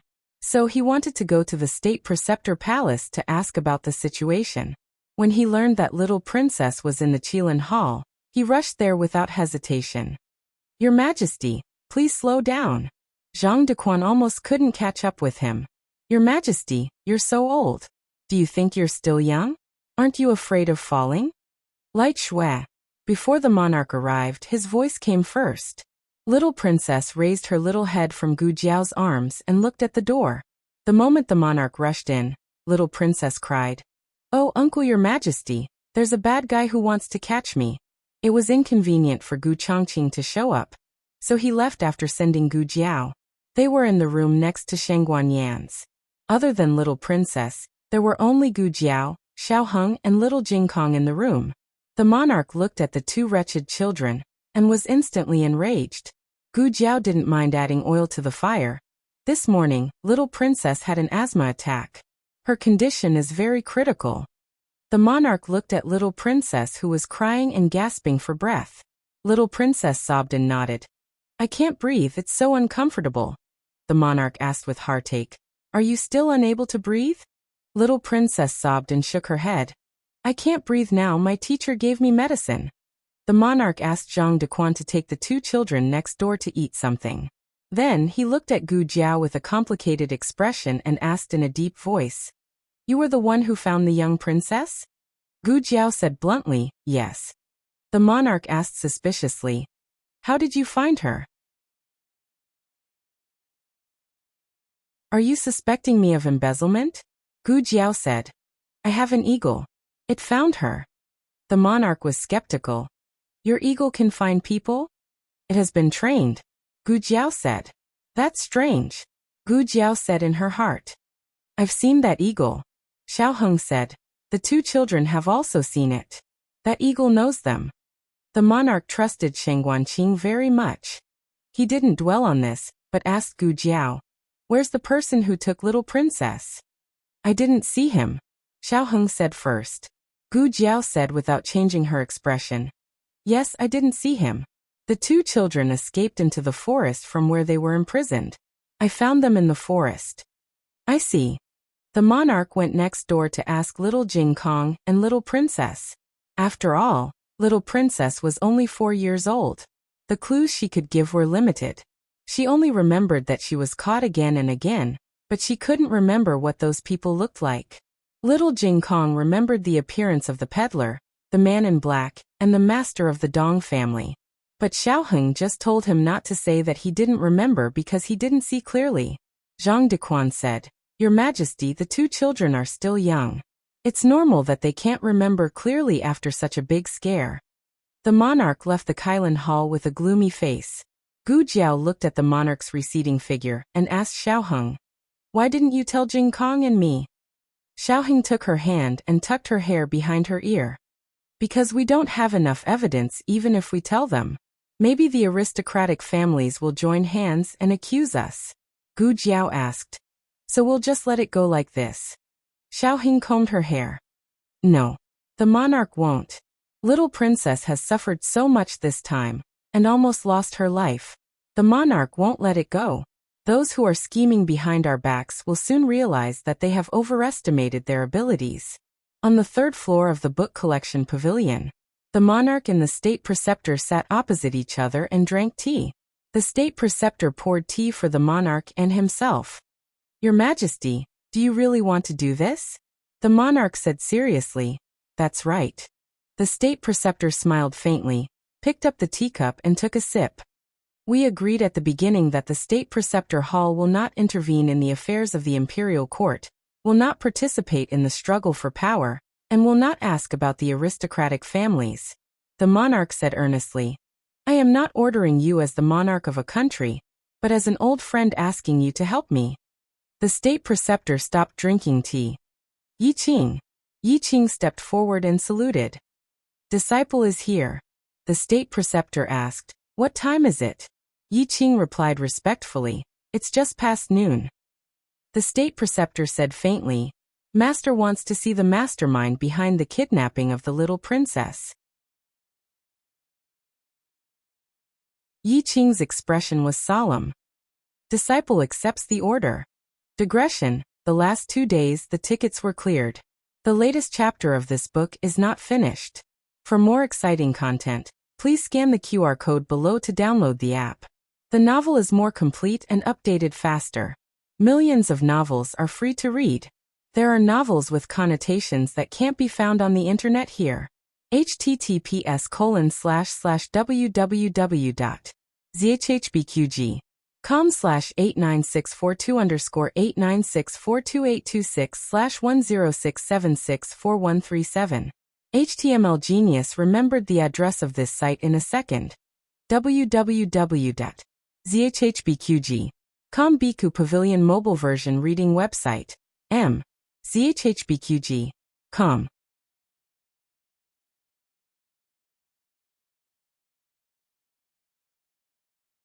Chapter 744. The latest chapter of this book is not finished yet. For more exciting content, please scan the QR code below to download the app. The novel is more complete and updated faster. Millions of novels are free to read. There are novels with connotations that can't be found on the internet here. The Mu family. Old Master Mu sat on the main seat. All the people who went to do things had returned. It was his second son Mu Hong, who came to report to him. Father. Mu Hong stood in front of Old Master Mu and reported what happened in the forest truthfully. The families are fighting fiercely. I don't know who sent the young commandery princess back. Humph. Old Master Mu snorted coldly. They all look aloof from worldly affairs, but they are secretly more powerful than anyone else. Mu Hong said. I heard that there were many casualties. The specific situation depends on what the major families say. Old Master Mu frowns and says, I didn't expect so many things to be involved in this. Mu Hong said with shame. It wasn't so troublesome. If that little bastard hadn't escaped with the young commandery princess, we wouldn't have gone all the way to look for them. In the end, we led the people from the major families there.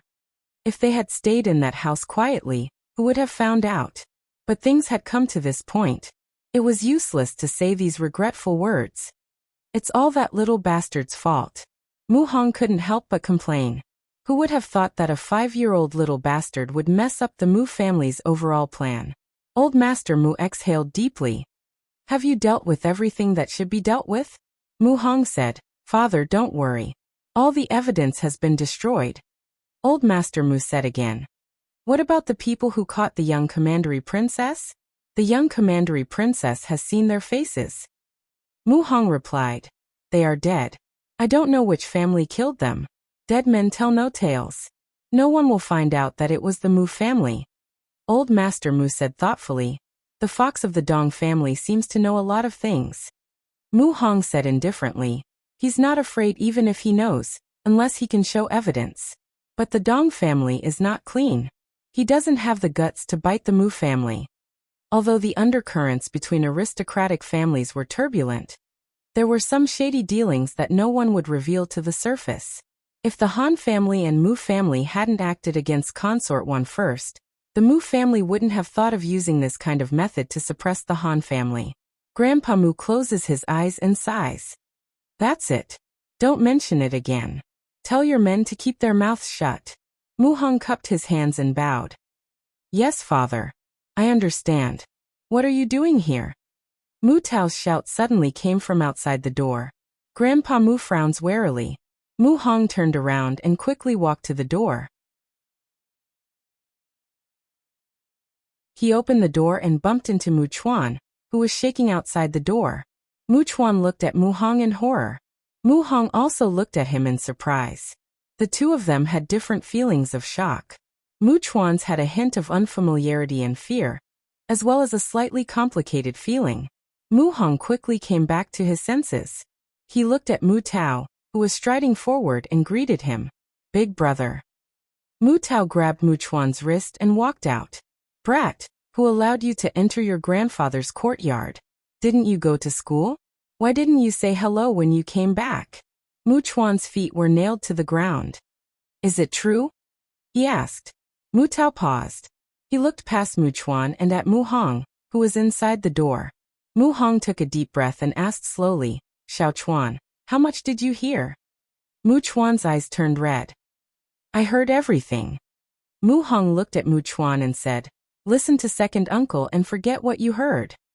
Mu Chuan shook off his father's hand, raised his hand to wipe his eyes, and quickly walked out of the door with red eyes. Mu Tao frowned. Where are you going? Mu Chuan choked. I'm going to tell fourth brother. Mu Tao's face darkened. Brat, come back here. Mu Hong looked at Mu Tao. Big brother. Mu Tao nodded knowingly. I know what to do. I will let Xiao Chuan stay at home for the next 2 days. Mu Tao grabbed Mu Chuan back and locked him in his own courtyard.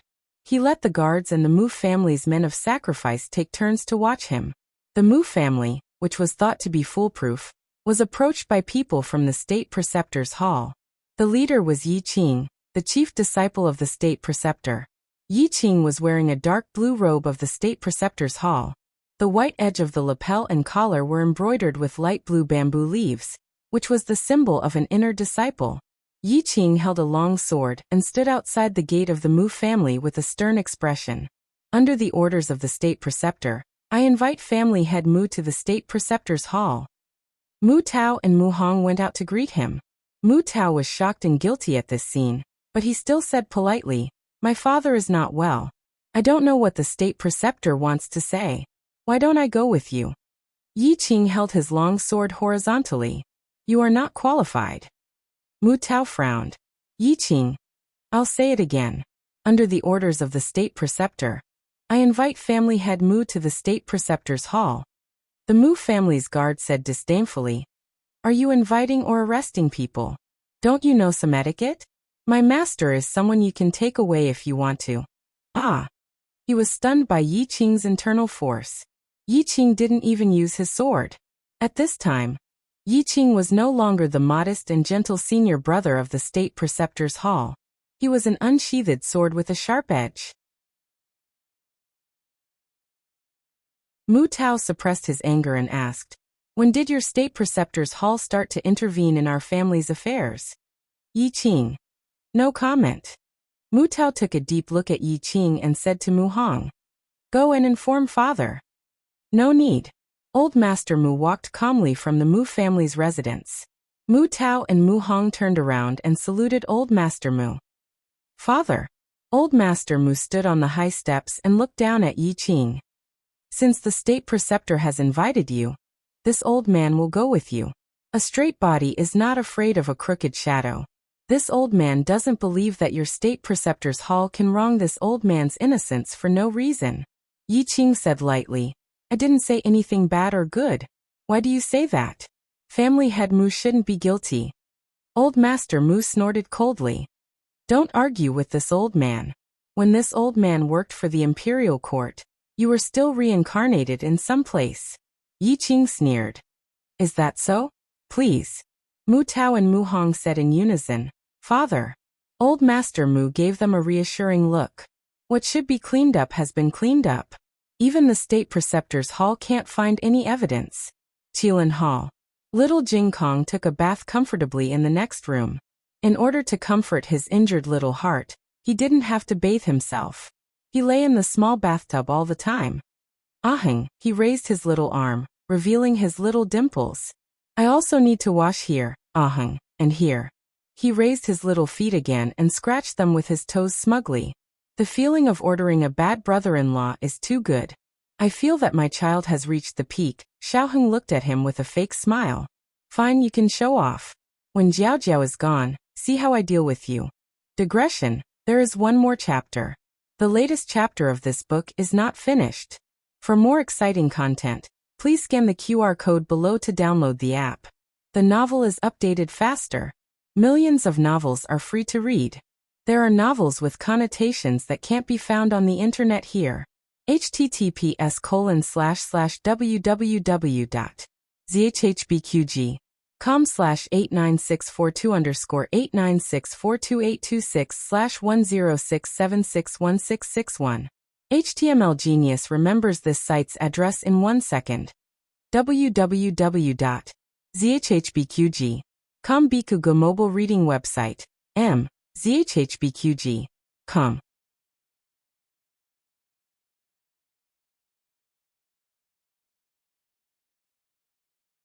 Chapter 745. The latest chapter of this book is not finished yet.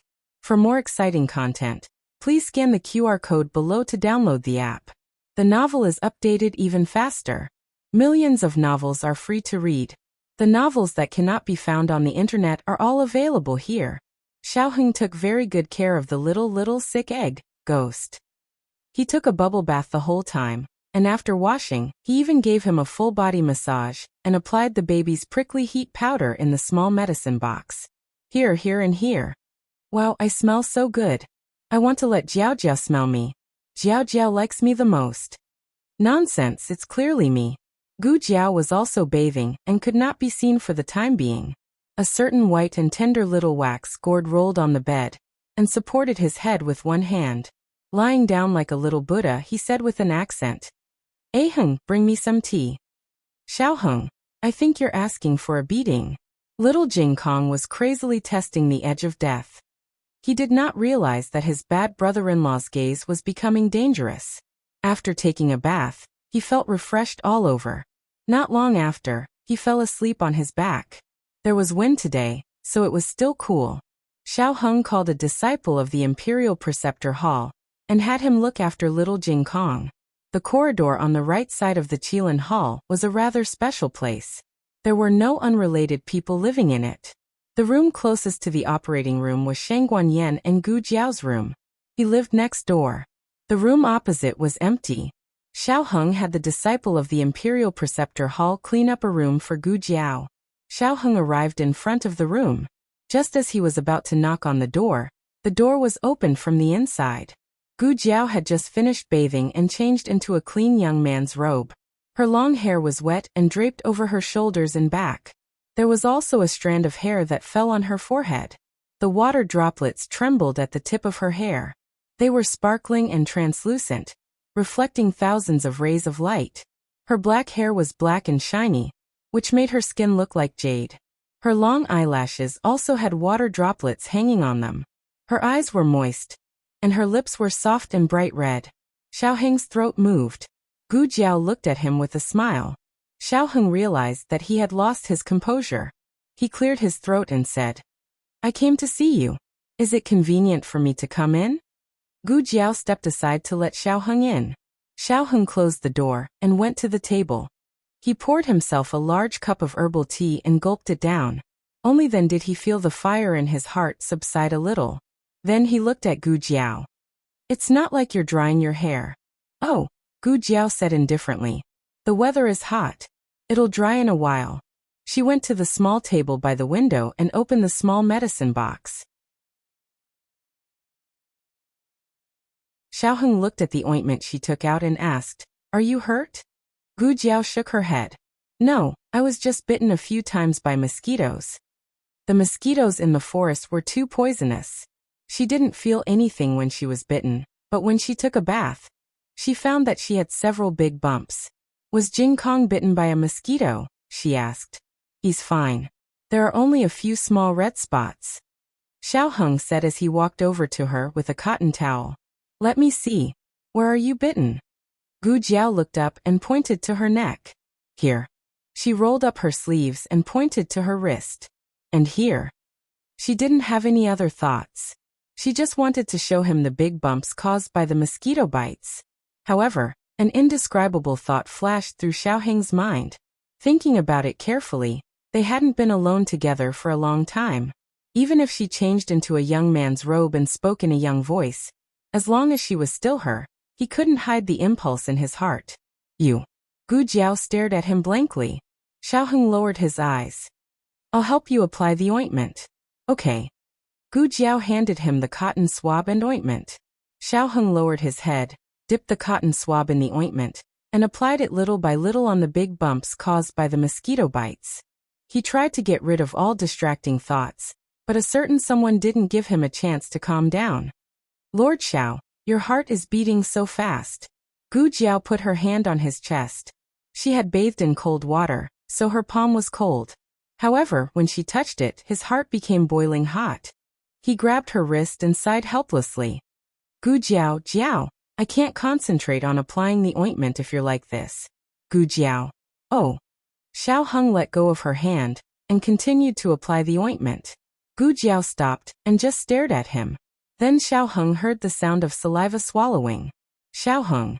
Applying ointment was a common thing, but in this atmosphere, it became a very private thing. The atmosphere suddenly became ambiguous. Xiao Heng took a deep breath and calmly pulled her hand over. He rolled up her sleeves and applied the ointment evenly on each of her wounds. He finished slowly, and the entire process was done with ease and calmness.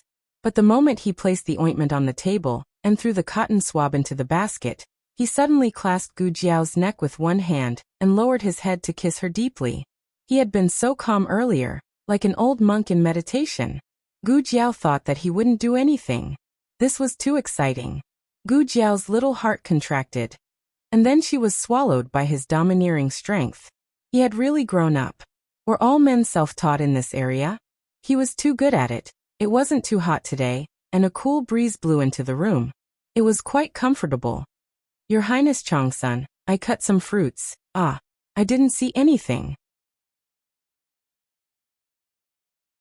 He covered his eyes with one hand and quickly turned around while holding the tray with one hand. He planned to leave, but after thinking about it, he still walked in and put the fruits on the table. Then he closed his eyes and walked out. He didn't dare to open his eyes and even bumped into the wall. After he blindly stepped over the threshold. He blindly closed the door for the two of them. You two continue. Gu Jiao couldn't help laughing. Xiao Heng's ears turned slightly red. Gu Jiao looked at him with a faint smile and said, "Will Xiao Qing beat you when he comes back?" She kissed a man in broad daylight and was caught by a disciple of the State Master Hall. Her 19 years of chastity were really ruined. Xiao Heng thought for a while.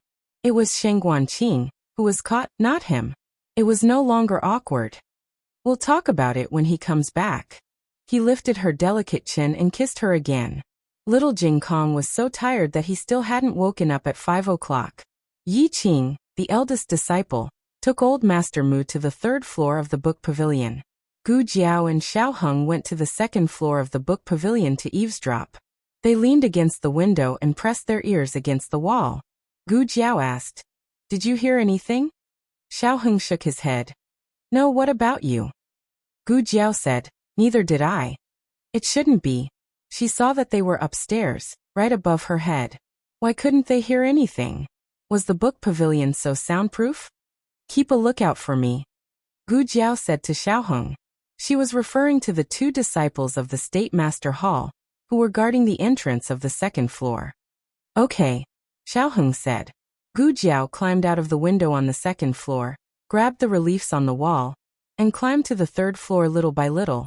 When she finally climbed to the window on the 3rd floor, she saw a man of sacrifice of the State Master Hall, with a very high realm standing in the window, and looking at her expressionlessly.